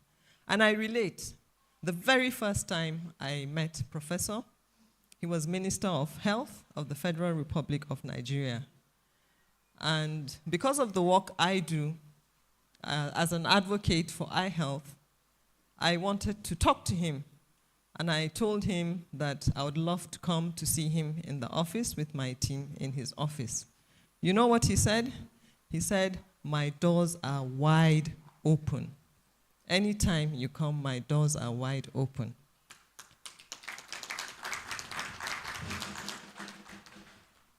And that just attested to it.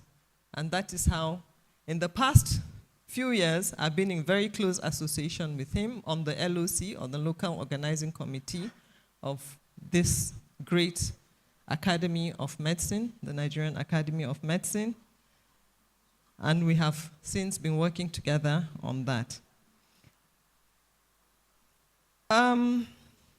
I'll just like to say, as always, that he has a very supportive family who has helped him to reach where he is.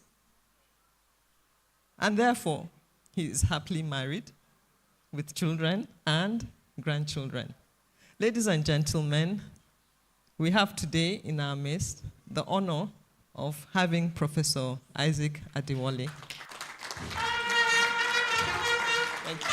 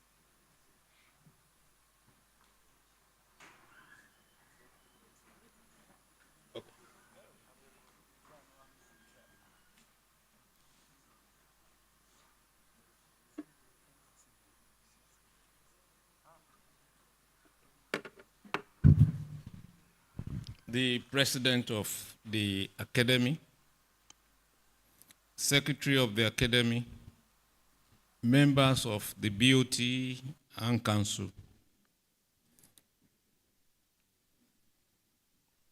Permanent Secretary, Ministry of Trade and Investment,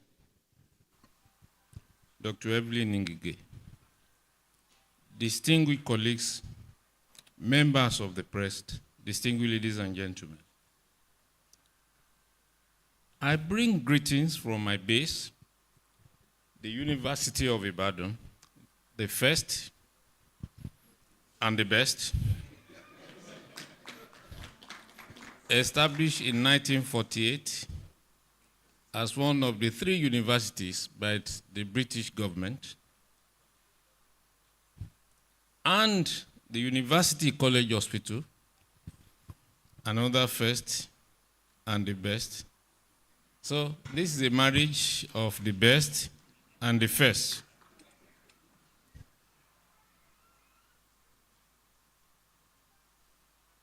I want to appreciate the chairman, members of the BOT, the president of the council, for the opportunity to present this lecture today. Rightly, this is meant to be a guest lecture, but I refused to accept the tag guest because I'm one of you, and therefore I'm not a guest.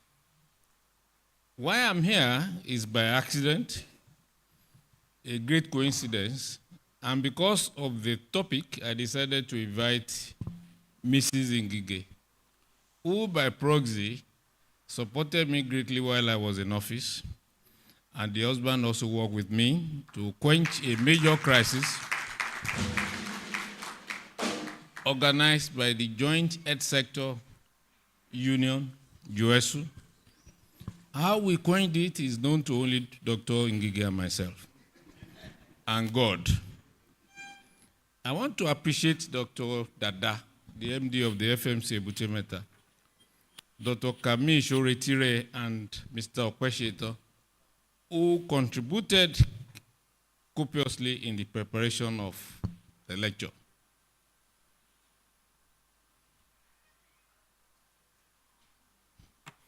I'm adopting this outline. The lecture is in print, so I will just give you an appetizer. Please find time to read it. I will talk about the introduction, an overview of the Nigerian healthcare system, importance of interprofessional relationships in the health sector, understanding the challenges, the consequences when those relationships break down, strikes. I believe it will be incomplete for me to give a talk on interprofessional relationship and not talk about strike. I once led one nationwide, and I also quenched one as a minister. And then we'll talk about exploring potential solutions, and then my closing remark. I believe that NAMED is on the move, and to me, today is an auspicious moment. I'm highly privileged and honored to deliver the 2023 lecture, following the footsteps of eminent scholars who started this in 2021. In 2021, we had truly a long throat, due apology to CMD usage, who is a GIT expert. We had long throat and we had 2 lectures. One by Professor Oyewole Tomori, and the second one by Dr. Fatima Kiari, Secretary of the LOC. Professor Tomori spoke on health to health, and Dr. Kiari spoke on shining light upon light. Last year, I think our throat was shorter, and we had only 1 lecture, so also this year. Last year, we were mindful of the political terrain, and I want to thank the Academy for being conscious of the political situation in the country and picking topics that are very relevant to the Nigerian setting. Last year, eminent scholar, teacher, clinician, researcher, and policy expert, Emeritus Professor Nimi Briggs of blessed memory, gave his talk on 2023 and beyond, setting the health agenda.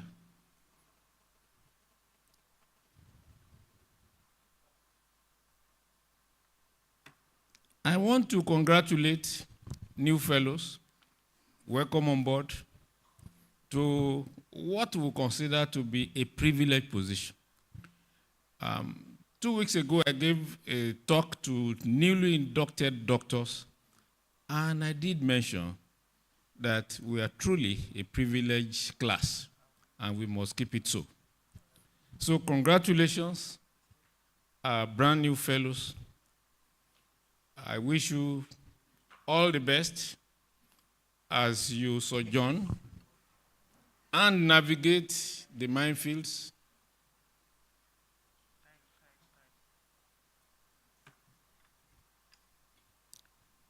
The Earth system is a rapidly evolving concept, about 100 years old, and it started with the concept of developing what various scholars have called the national healthcare system.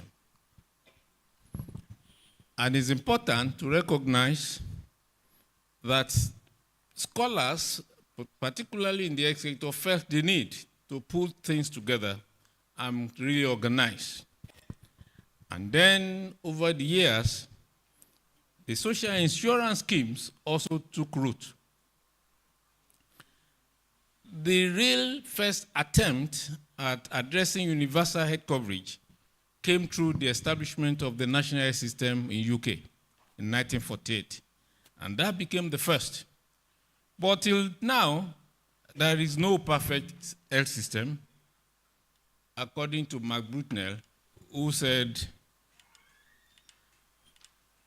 is there a perfect health system? There is none. The goal of the health system is to deliver a people-centered care. But that people-centered care cannot be achieved without healthcare workers. Healthcare workers really constitute the healthcare system. And I'm very happy that the coordinating Minister of Health and the Social Services did mention a couple of days ago that it is not the building or the equipment that will make the health system. It is the people in there. So this topic for 2023 is really germane, because without healthcare workers, there is truly no healthcare system. The critical elements, however, is important that we go beyond health system or healthcare workforce. We need to talk about availability, accessibility, acceptability, quality, distribution, competency, empowerment. And the workforce must be supported by the system.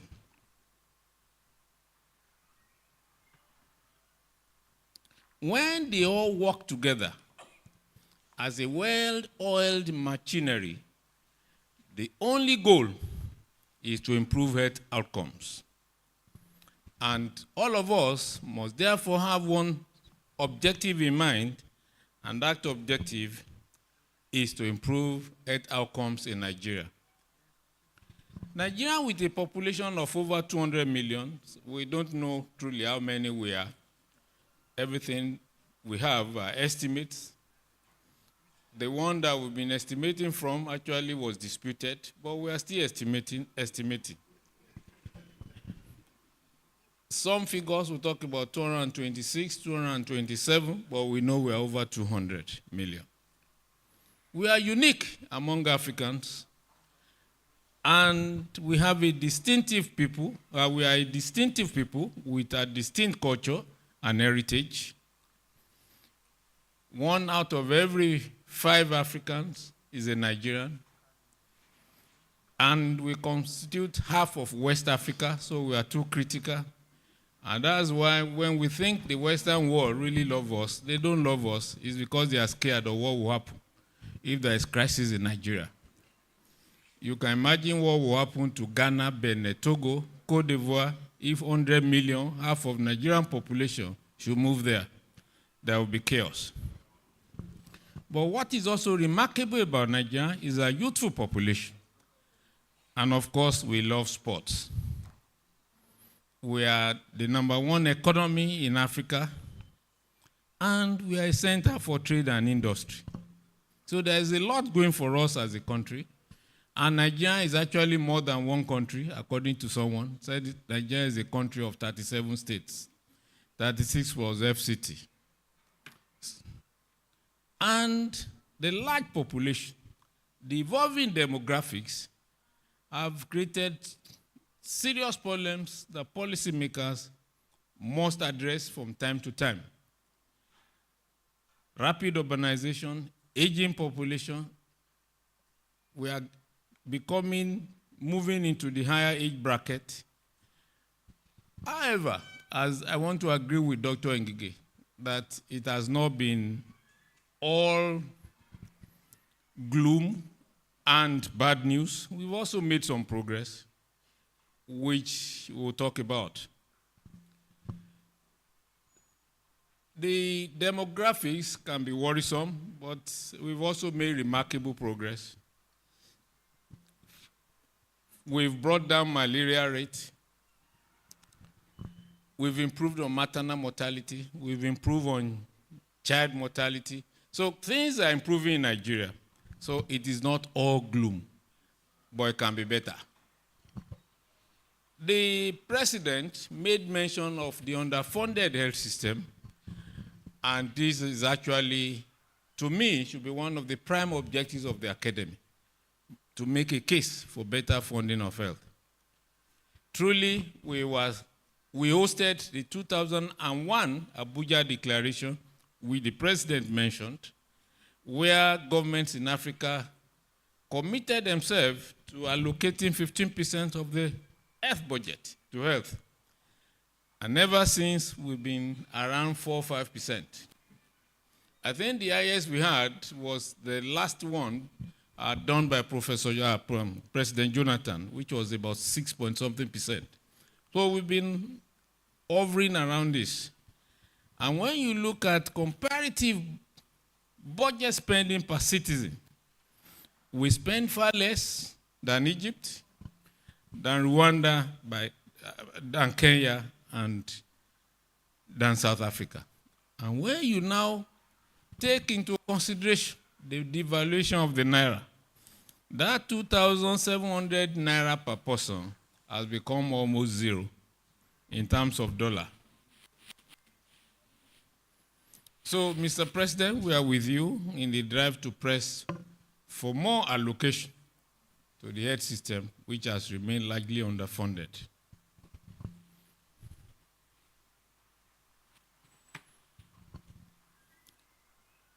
I think it was also Mr. President who made mention of the National Health Insurance Act, which to me constitutes one of the greatest achievements of the Buhari administration in the health sector. This is number 2, signing that law in May 2022, which actually proposes to make health insurance mandatory. And if implemented, we are on the verge of achieving universal health coverage in Nigeria. The first achievement of that administration is also to implement the National Health Act. That Act was signed by President Goodluck Jonathan in 2014. It was gazetted in 2015 and released thereafter. But a key component is the Basic Health Care Provision Fund, which President Buhari also started. And for the first time, federal government decided to take charge of even primary care centers, funding it directly through the National Health Insurance Act and also through the National Primary Health Care Development Agency. And I think 5% of the 100% was also allocated to health emergency. So those were 2 significant events that we need to look at. Health workforce is therefore one of the essential pillars of universal health coverage and the health system. And that is the theme of our lecture this year. I will now talk about interprofessional collaboration. What exactly are we talking about? We're talking about healthcare professionals of different disciplines working together collaboratively to provide quality care. And significant interprofessional collaboration improves patient outcome, promotes coordination, collaboration, reduces tension, minimizes conflict, and the benefit to the patient is beyond measure. And it also leads to improved communication, better job satisfaction, and reduced burnout. And to me, these are things that we, as an academy, should promote. I'm also happy that the Federal Ministry of Health sent a circular to all teaching hospitals that no teaching hospital should manage a cancer patient without a multidisciplinary tumor board. That, to me, is part of the interprofessional collaboration that we are talking about. What are the challenges that the Nigerian care system is facing? Quite a number of them.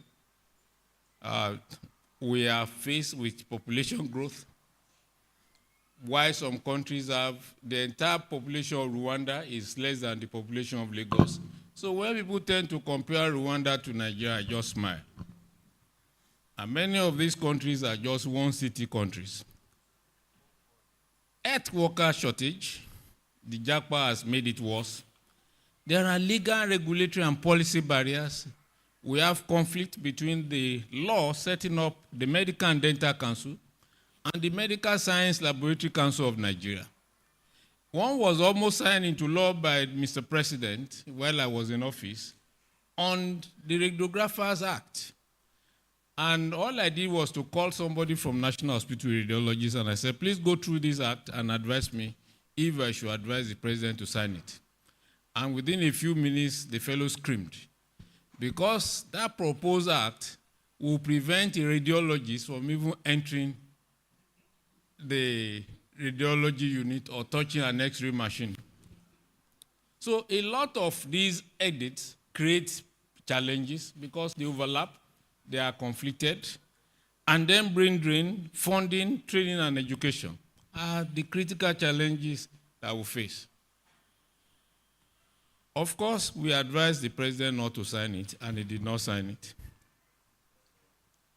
So, in 2016, we launched the third national health policy, and the human resources for health was one of the 10 policy trusts. So, without it, we can't talk about health. In terms of progress, apart from that national health policy, we also put into practice the National Strategic Health Development Plan, the National Health Insurance Scheme, launch of the Basic Care Provision Fund, which I mentioned, enactment of National Health Act, and by 2020, we were beginning to see a reduction in maternal mortality. And this was actually kickstarted in the 3 Ks, Kaduna, Kano, and Katsina, where it was demonstrated by offering care to the pregnant woman, you can actually reduce mortality around the time of delivery and thereafter. The importance of the healthcare workforce cannot be overemphasized. To me, it will help us to tackle all the challenges that we are talking about, and when we address it, the health sector will bounce back and will also do well. And in terms of the challenges of the interprofessional relationships, we talk about lack of mutual understanding and respect. At a point in time, when we were fighting GUESU, they asked them to bring their salary scale, proposed salary scale, and what they did was to bring exactly the salary scale for doctors. And we said, go and do your own. You cannot bring the one for doctors and use it. And of course, Mr. President then said, I know the difference between a doctor and a non-doctor. He said, because when I was ill, I was taken care of by a doctor. We also talk about hierarchical structures and power dynamics, the highest paid person syndrome, some people call it HIPPO. The higher the pay, the more authority you have. And since pay is related to fellowship, practically all the professions now want to have fellowship so that they can become consultants. So one of the things the academy should do, Mr. President, is also to define who is a consultant and what is the role of the consultant. Inadequate communication is an issue, and this is fueled by limited interprofessional education. When we address these challenges, we will foster mutual respect, we will empower teamwork, improve communication, and also improve interprofessional training. Further challenges, I've made mention of the regulatory barriers, the policy barrier, and the consequences are huge.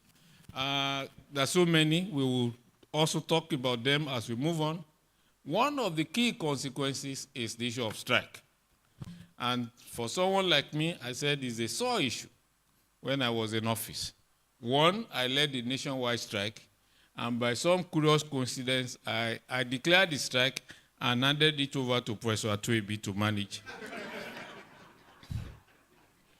And the rest is history. Strikes are caused by multiple factors, but key is breakdown in interprofessional relationship and rivalry. I could remember well when that strike was started. Often strikes are started by fifth columnists who want to create political challenges and score cheap goals politically. I think one of the crises we faced was that they asked medical personnel in the teaching hospitals to pay for medical services. And we thought that it was strange and bizarre. And we knew that somebody must have put it there deliberately to cause problems. Because why would doctors pay for services, nurses, physiotherapists, pharmacists were not asked to pay? And the young Turks decided to take the challenge on then. And again, the rest is history. However, strikes could be abused. And I became a change person, is in that document, because I went for a conference in Hungary. I think while the strike was almost at an end, some of us ran away. I was fortunate because I was due for my 1 year abroad where the strike started. So I just moved on. But in Hungary, being the young person I was proud to say, oh, we were on strike and the hospitals were shut. And the man who sat next to me said, is your country at war?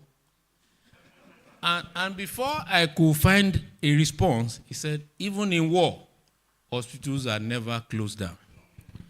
And that changed my perspective about strikes till now. So I moved from one extreme end to the other extreme end. The consequences of strikes are huge. They are documented in the lecture. People will lose their lives. Equipment will be destroyed. Confidence will be lost. People will lose trust in the health system, and so on and so forth. And medical tourism is also part of it, because people who have their money will say, well, if I can't be treated in USA because of strike, I better go abroad. So it's also one of the reasons why people go out. And the tourism is not necessarily out of the country. It could be from the public to the private hospitals. However, in the lecture, I also advocated for a new approach to strikes. Citing what happened to the BMA strike, where the strike was selective.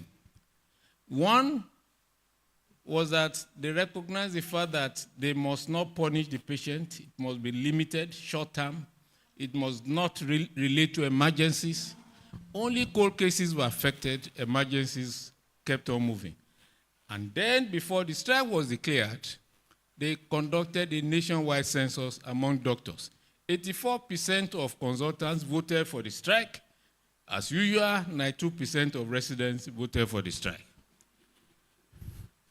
And again, we need to respect Hippocratic Oath.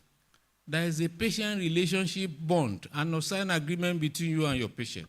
And if you start treating a patient, or you operated on a patient last night, you cannot come around tomorrow morning and say, I'm on strike today. So there are legal implications for some of these, and we should all have second look at some of those issues with respect to strike. Then how do we address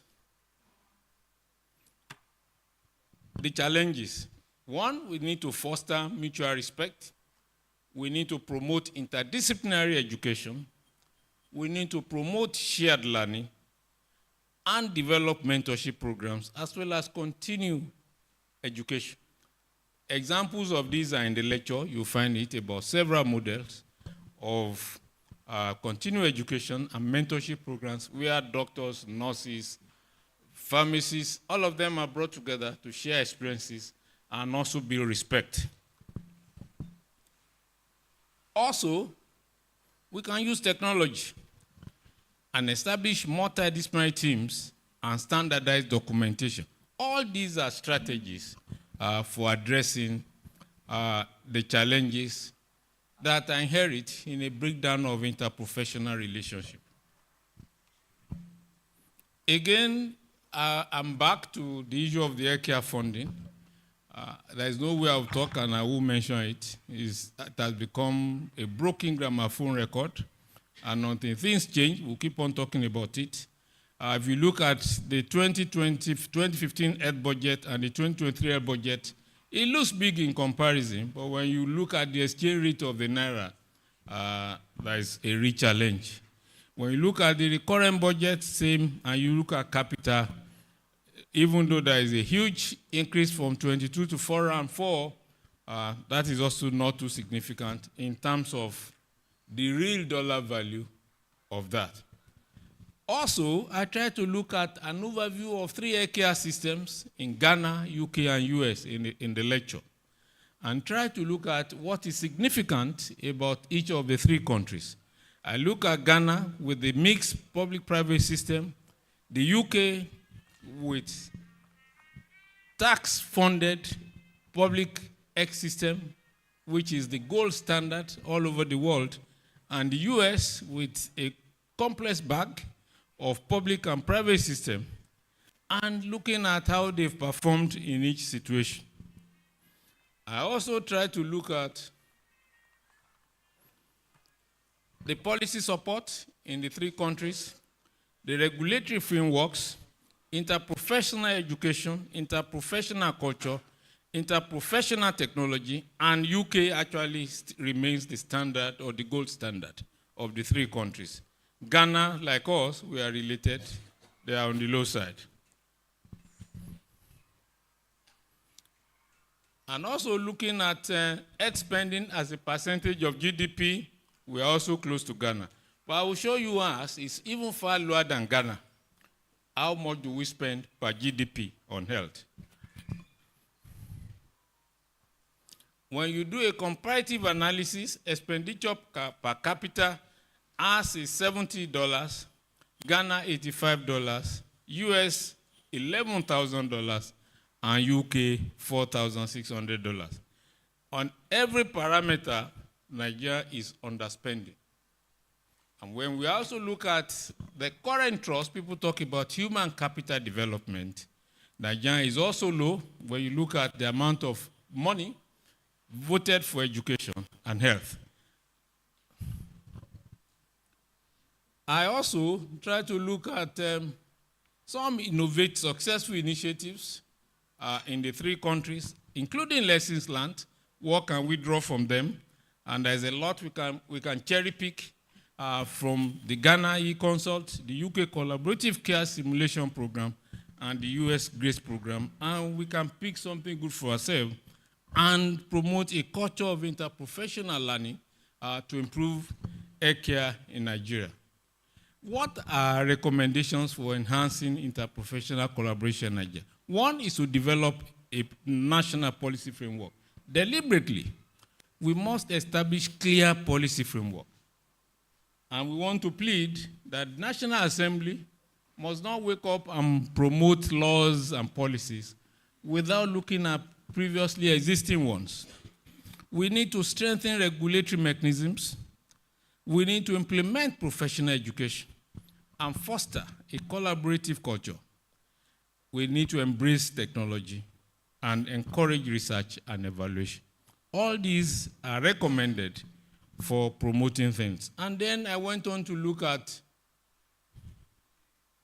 some interprofessional collaborative initiatives in Nigeria. The Health Budget Advocacy Network helped us very well when we were fighting to implement the Basic Care Provision Fund. They look at the budget and keep on making real noise and talking to legislators about what to do and how to improve a care fund. The e-consult service and the collaborative care simulation program, all these are models which we think people have done on a limited scale and we can implement in Nigeria. The impact, as I've stated earlier on, is that one, there will be more money. H-band supported us, improved access to specialty care, and then enhance interprofessional competencies and attitudes are things that will improve when people work together in a collaborative manner. In terms of takeaway, we need to look at policy support, regulatory clarity, interprofessional education and culture, and all this, for all of us, is what we need to look at. It will be inappropriate not to talk about the Yayali Ahmed report.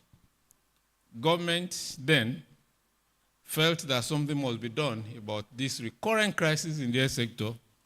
One of the fellows is nodding his head because the doctors supported the release of the white paper. The other said no.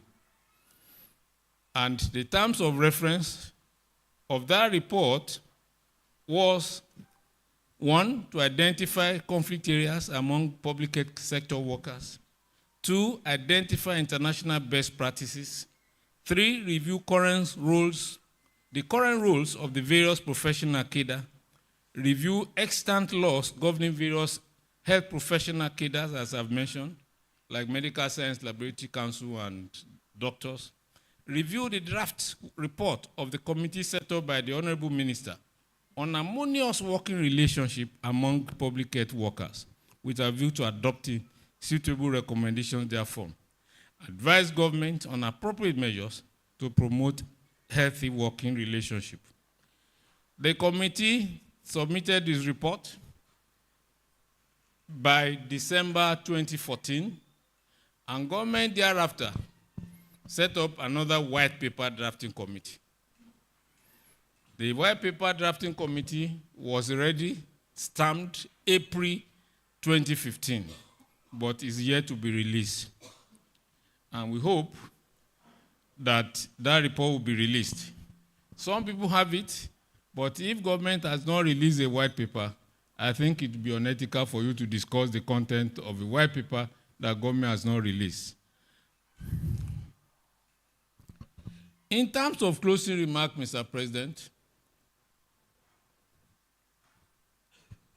there is a call for action for all stakeholders, irrespective of who you are, to work together.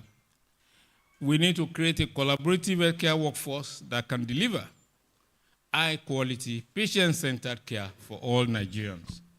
And we need to overcome challenges and barriers. All of us have something to contribute. And we need to implement policies, regulations, education, culture, and technology.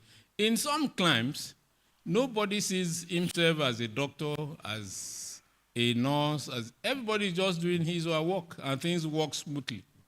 Here, people fight to be the head of the team without even knowing the implication of being the head. In some settings, even when you are appointed the head, some people will decline. I don't want to be the head because they know the challenges involved. But here we fight morning, day, and night to become head when we are not ready to deliver. The MC made mention of Ellen Keller. Ellen Keller is reputed for so many quotes, and one of them is, alone we can do so little. Mr. President, together we can do so much, and I believe that this is a time for us to provide leadership and foster a spirit of interprofessional collaboration. Thank you, Mr. President, distinguished ladies and gentlemen.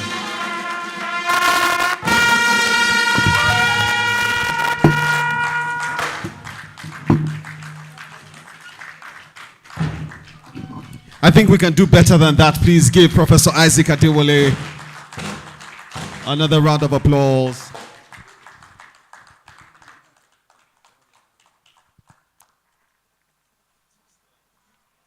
Thank you. Please, you may be seated. Thank you. Excellent work there, if you asked me. A wealth of knowledge he has shared with us. You will agree. Please be informed that the lecture is in print. I want to believe that there's so much more details in the lecture booklet that you have received. I, for one, am going to take a critical look at that to learn some more. Thank you very much. Can we appreciate him one more time, please? One more time, Professor Isaac Adewale. Thank you so much, sir. The President, distinguished guests, ladies and gentlemen, having had the lecture, the annual lecture, the next will be to take the vote of thanks. But before I invite the Secretary of the Academy for that, I would like you to turn your attention to the banners which are just behind me. The roll-up banners which are just behind me. Yeah, these three, or these two in particular. I would like you all, after this activity, to come and take a look at them, because one speaks to cancer, the other speaks to glaucoma screening. Please take a look at them and get information. I can see some of us taking pictures of it already. Please do that. Very, very important for all of us to get that information. Thank you.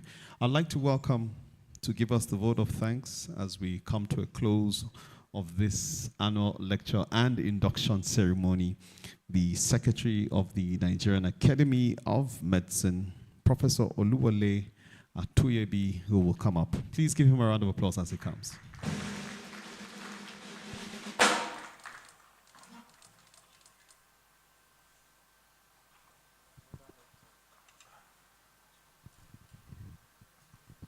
Thank you very much. The President of the Nigerian Academy of Medicine, Professor Samuel Oegbulam, NNOM, FNA Med. Our distinguished guest, Dr. Evely Ngige, MNI in waiting.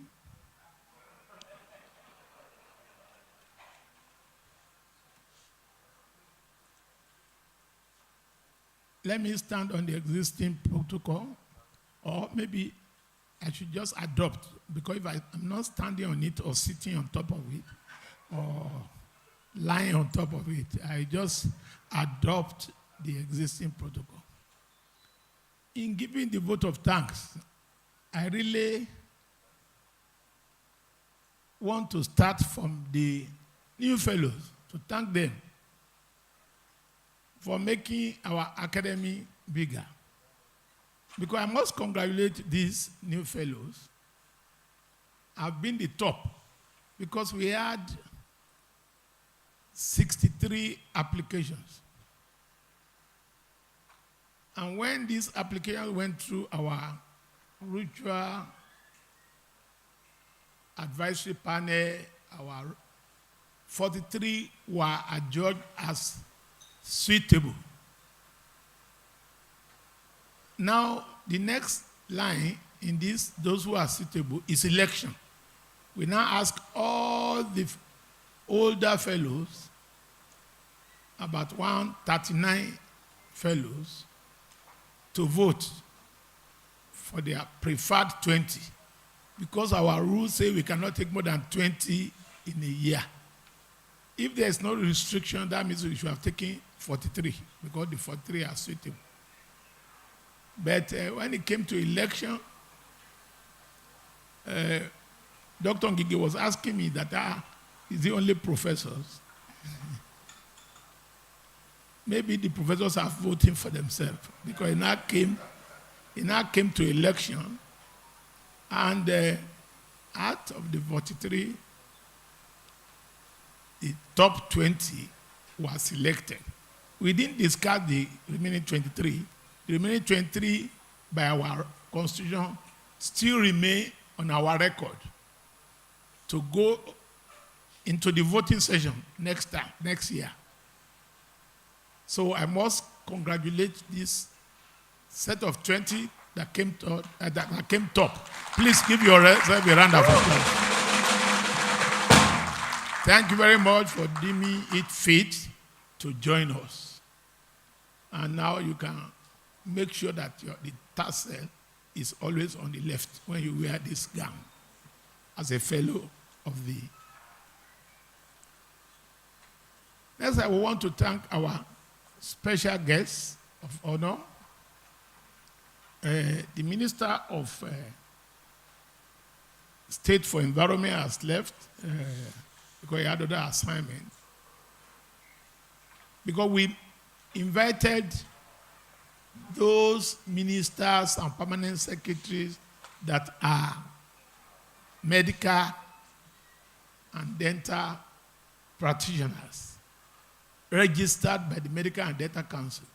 Because even those of you who have been inducted, when you applied, we ask for your folio number with the Medical and Dental Council. To be a fellow, you must be registered with the Medical and Dental Council of Nigeria. So we are very grateful that in spite of the tight schedule, the Minister of Environment found it worthy to come. And we are also grateful to our Permanent Secretary of Trade and Investment, Dr. Evelyn Ngige. Please let's give her a round of applause for coming and staying till the end. Many thanks also go to the President and the Council for deeming it worthy to come for this, because it's very expensive to come to Abuja these days. But they have chosen to come to grace the occasion, even though it's not mandatory for them. But it is a dignifying thing for them to honor. Let's give our council member a round of applause and members of BOT that are here present. The LOC, we must thank the LOC. Why I put the LOC here, I didn't start by thanking our guest lecturer. He's not a guest lecturer as he has told us. It will interest you that he's the chairman of LOC. Professor Isaac Voloronsho Adewale, the former Minister of Health, a foundation member of the Academy, a member of the BOT of the Academy, is also the chairman of the organizing committee. In choosing the lecturer for today, he was the chair of the committee, and we approached one very eminent colleague who agreed. But when we had to change the date, it was not convenient for him. So we had to look for another person. We also got another senior colleague who also agreed and was preparing the lecture. And I asked for some details because we gave the topic. Then suddenly, because you know, so many things come with age and seniority. Even my young self, who is just going to be 70 in 2 weeks' time. So I'm young. You can imagine those who are older than me. His doctor just told him that he has to come for a medical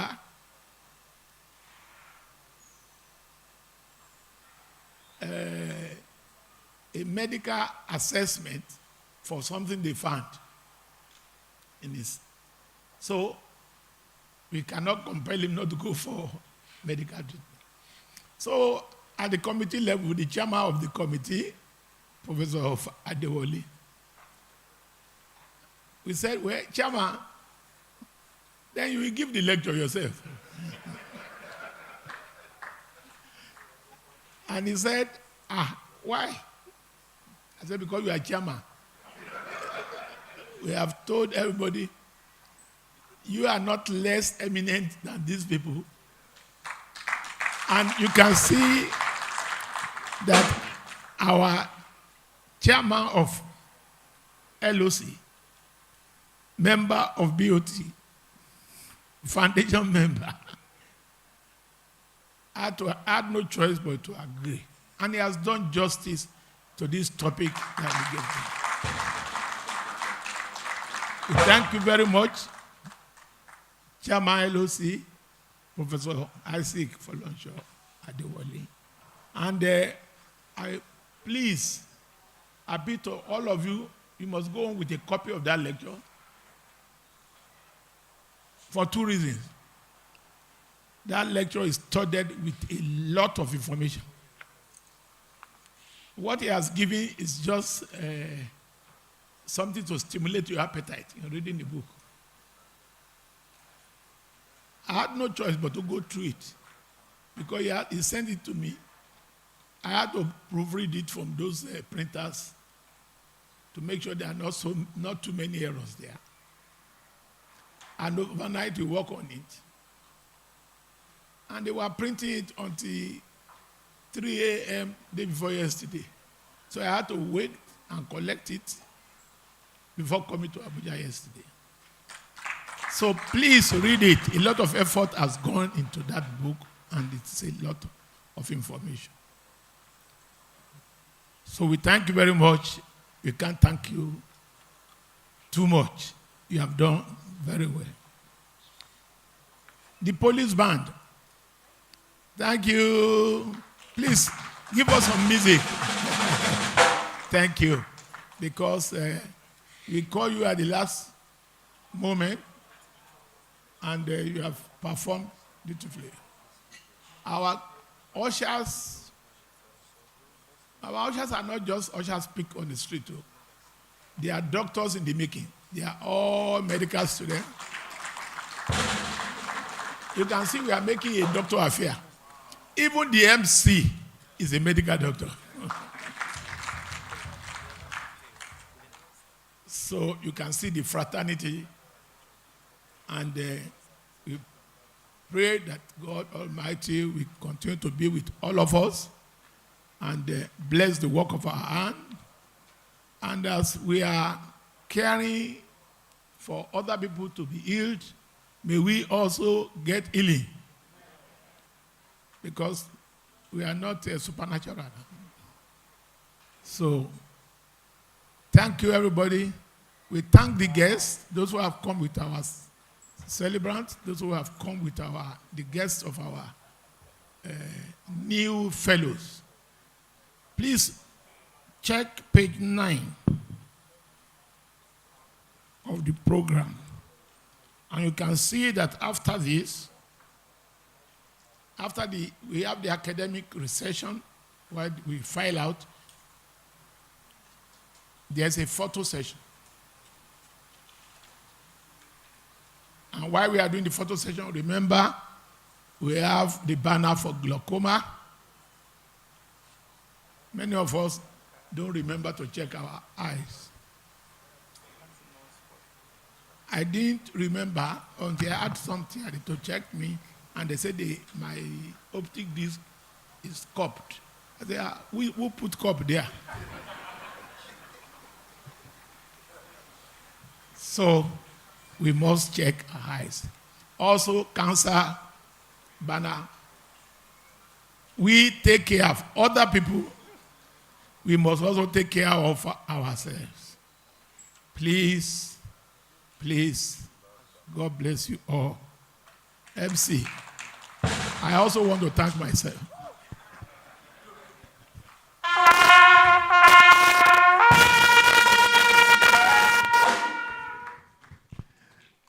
I'm not sure I've asked us, but I think we can give our secretary a special round of applause, please.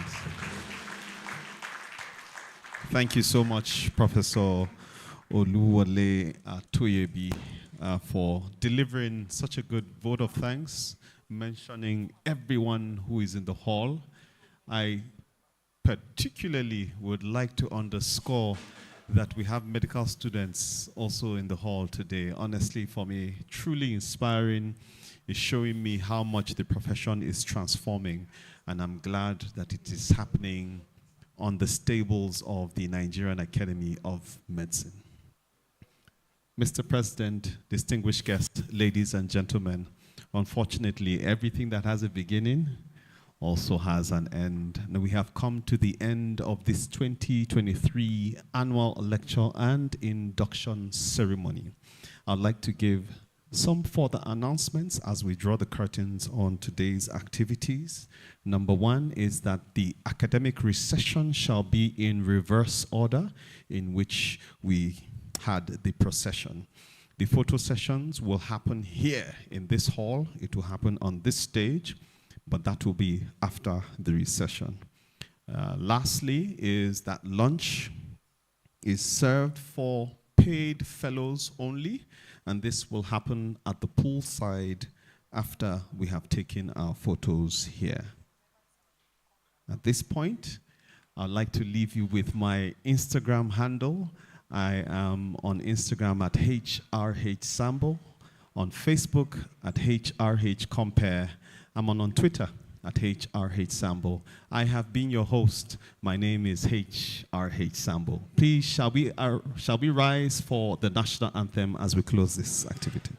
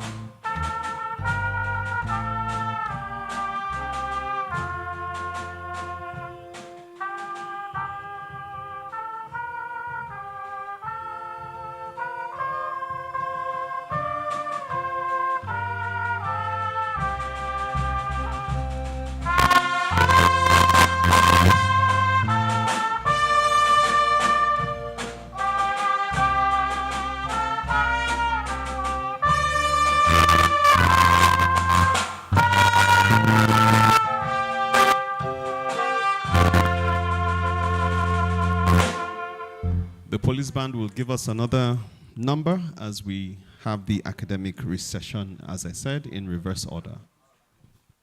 We will remain standing for this.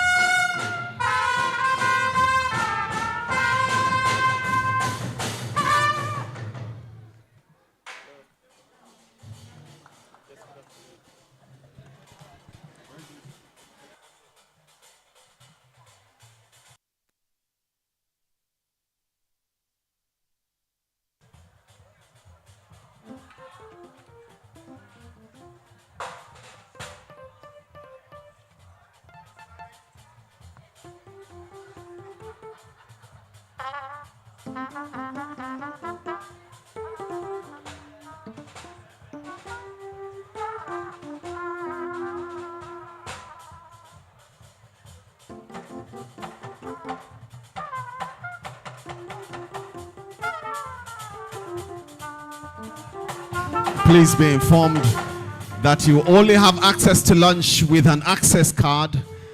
Our guests and paid members, paid fellows, you will only have access to lunch with an access card. Please get to the registration desk. If you don't have your access card for lunch and you are a paid member, please get your access card at the registration desk. Police band, let's continue. Good music.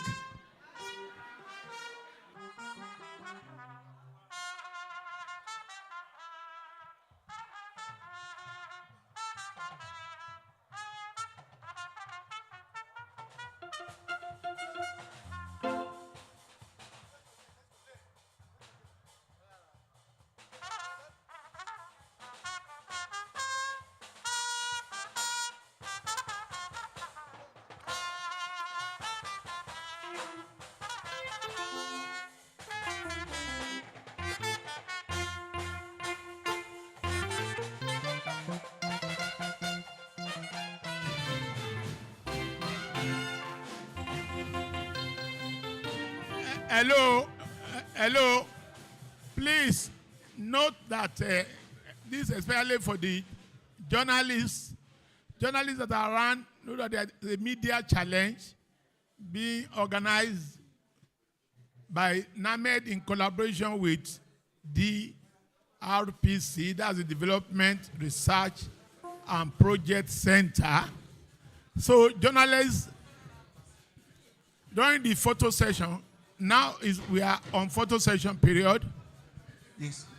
We should take photo on the background of all these banners for memento. But at the same time, the journalists, you come together and participate in the media challenge. This media challenge is meant for those who have been reporting. Members of the, are you fourth or fifth realm? Members of the fourth realm, the journalists, please come together. Dr. Stanley, you are the one to coordinate this media challenge.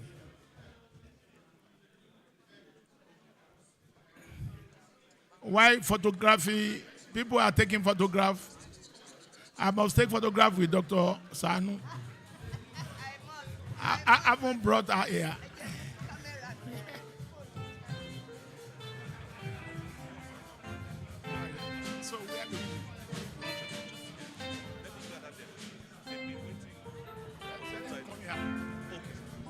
Please, member of the media, come where I am standing.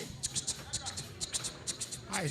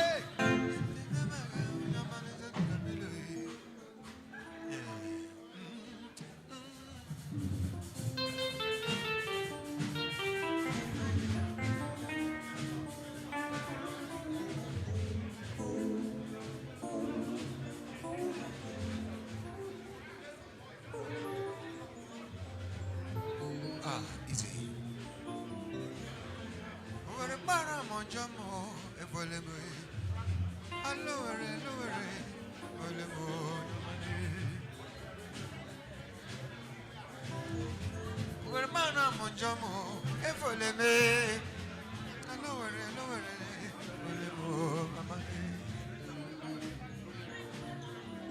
Ejimogo nejimofo, ofomunkanjaga. Ejimogo nejimofo, kumtenaga. Wane mejimogo nejimofo, ofomunkanjaga. Onyega bage manja fulile bole wamwo. Wame bole wamane, mama bole wamwo. Wame bole wamane, bole wamwo.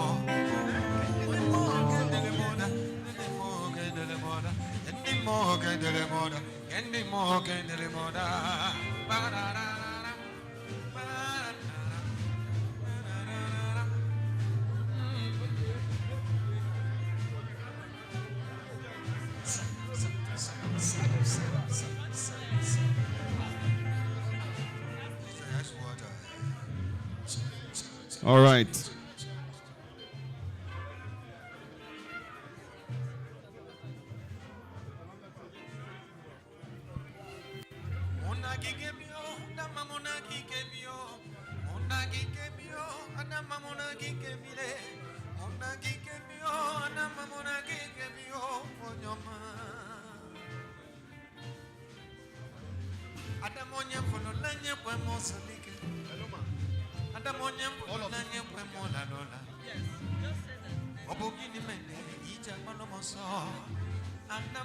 All right.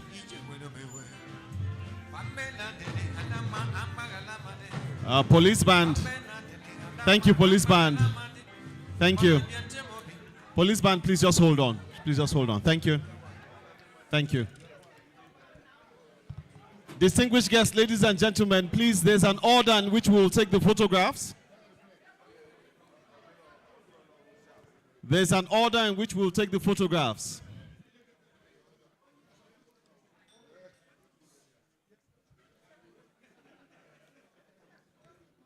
All right, I'll plead with us.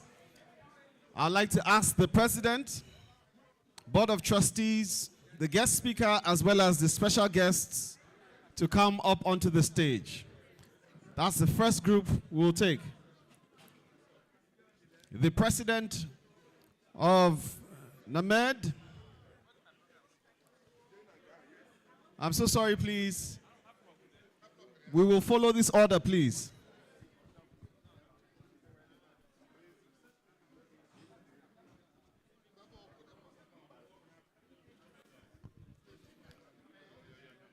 Please, can I ask the President, Board of Trustees, the guest speaker, as well as our special guests? All right. Can we do this? I'm going to clear the podium, please. I'll kindly request that we clear the podium. Everyone, please. Yes. I'll kindly request that we clear the podium, please. Thank you. Please kindly clear the podium. Thank you. Please, can I ask everyone to kindly clear the podium? Thank you. Please, everyone.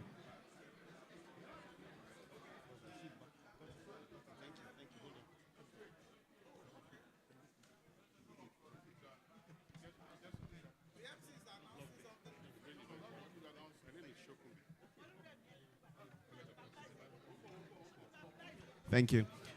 Please, can we clear? Thank you. Please, everyone, can you kindly clear the podium? Kindly, please. Yes, I know. I'm coming. I know. Please, kindly clear the podium. Thank you. Please, please. Please kindly come down. No, please. Please, everyone. We are going to follow order. Please, I beg you. I plead with you. Please. Please. There's time. We're together. You will have this. You will have this. Thank you. Please, sir. Please, sir. Thank you. Thank you. Thank you. Thank you. Thank you. Please kindly clear the podium. Thank you. Everyone. Thank you. Thank you very much. Police band, please hold it. Please hold it. Police band, please hold it. Thank you. Can I have the President, Board of Trustees, as well as council members, please come up now. Board of Trustees, council members, please come up now. Our guest lecturer as well, please come up. Please come up now. Council members, Board of Trustees, please come up now. Board of Trustees, Council members, where's Professor Adewale, please? Professor Isaac Adewale, is he here? He's left, okay. All right.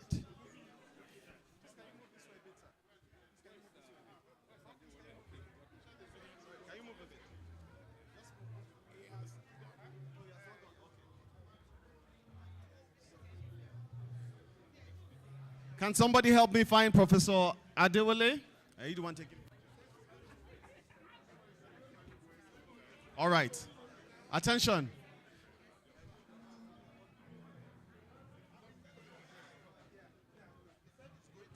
It's okay, no problem. So let's take this picture. Council members, Board of Trustees. Please, this is the photographer. Can I have your kind attention? This is our camera, this one.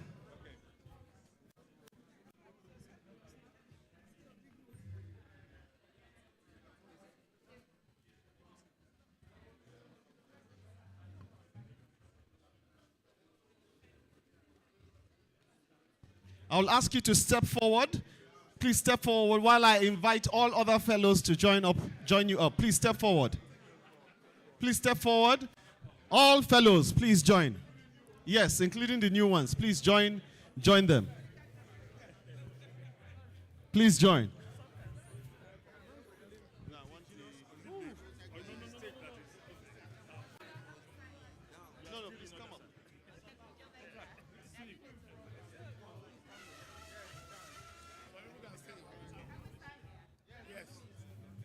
Yes, please. Yes, please. We can have a line on the floor. As long as I can see my president and council members and BOT members, then I'm fine. All right. Excellent. Ma'am, you're missing. No, somebody's there. All right. Are you good? No, my photographer is still getting ready. I need him.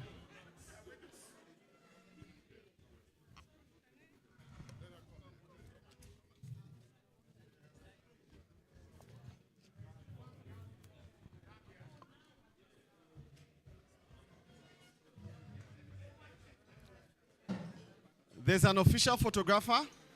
Until he has taken his picture, we're not yet done. He's the one standing on a chair. That's him. You should look at him. Please look into the camera. If you can still smile, we'll be glad. Thank you.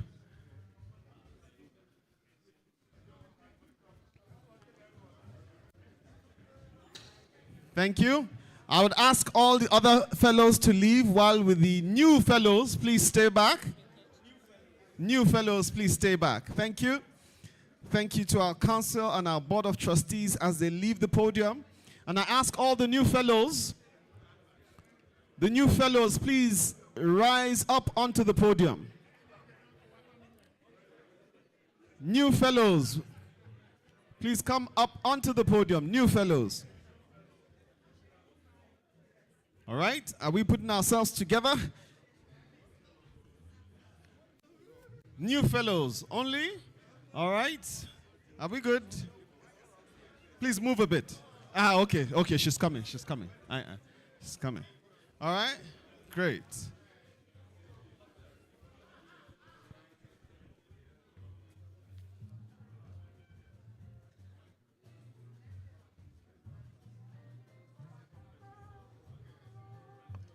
Thank you, new fellows.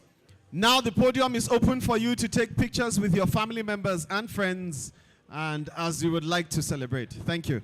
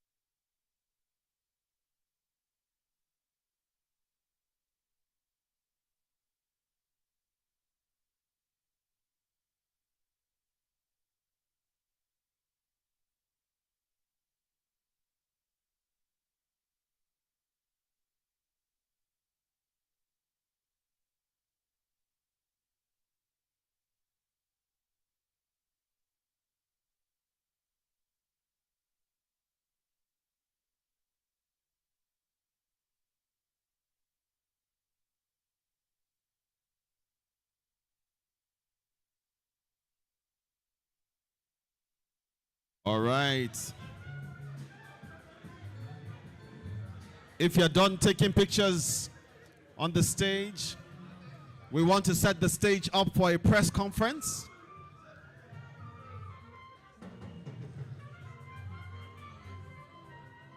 Distinguished fellows, we want to set the stage up for a press conference in a few minutes. Can I give my number? Yes. 080. Don't harass me out of the stage. No, I won't, sir. 080.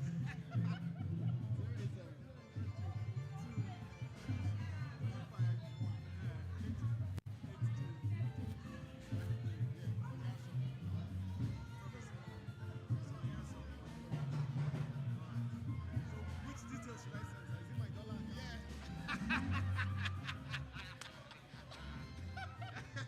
If it's spending on money, that's what they're betting. Okay, ONY. ONY. ONY. EAS code. Yeah. I'll send you my details. Okay. Thank you so much. I'll send you a bank account. One of the fellows. I don't know. Thank you.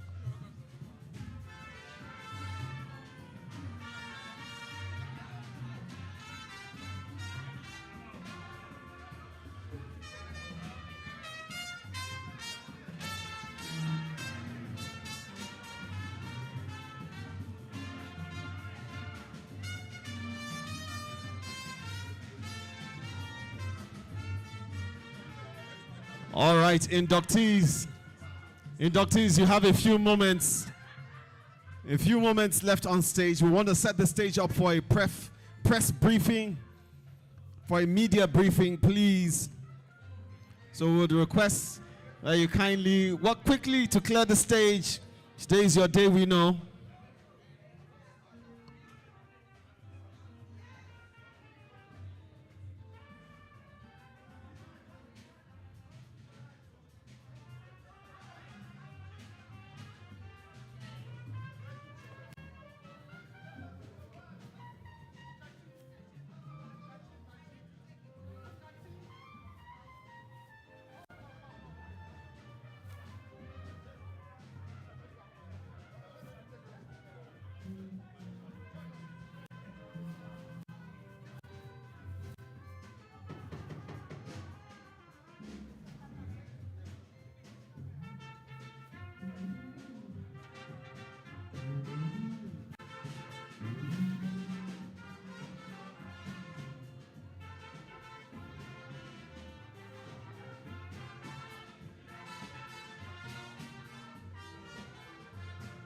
Media briefing.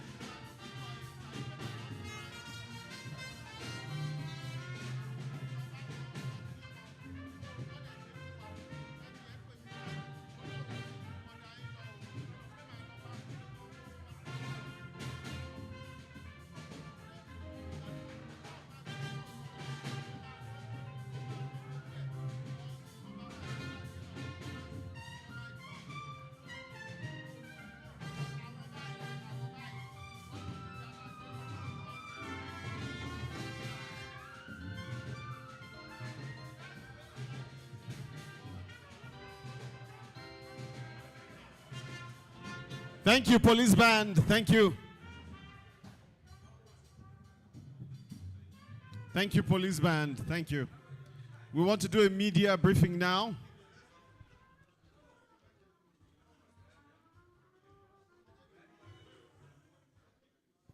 Yes, media briefing.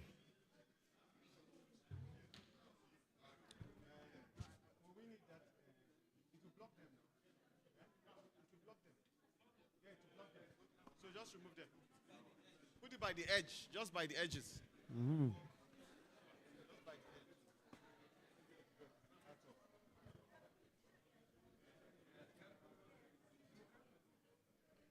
You have captured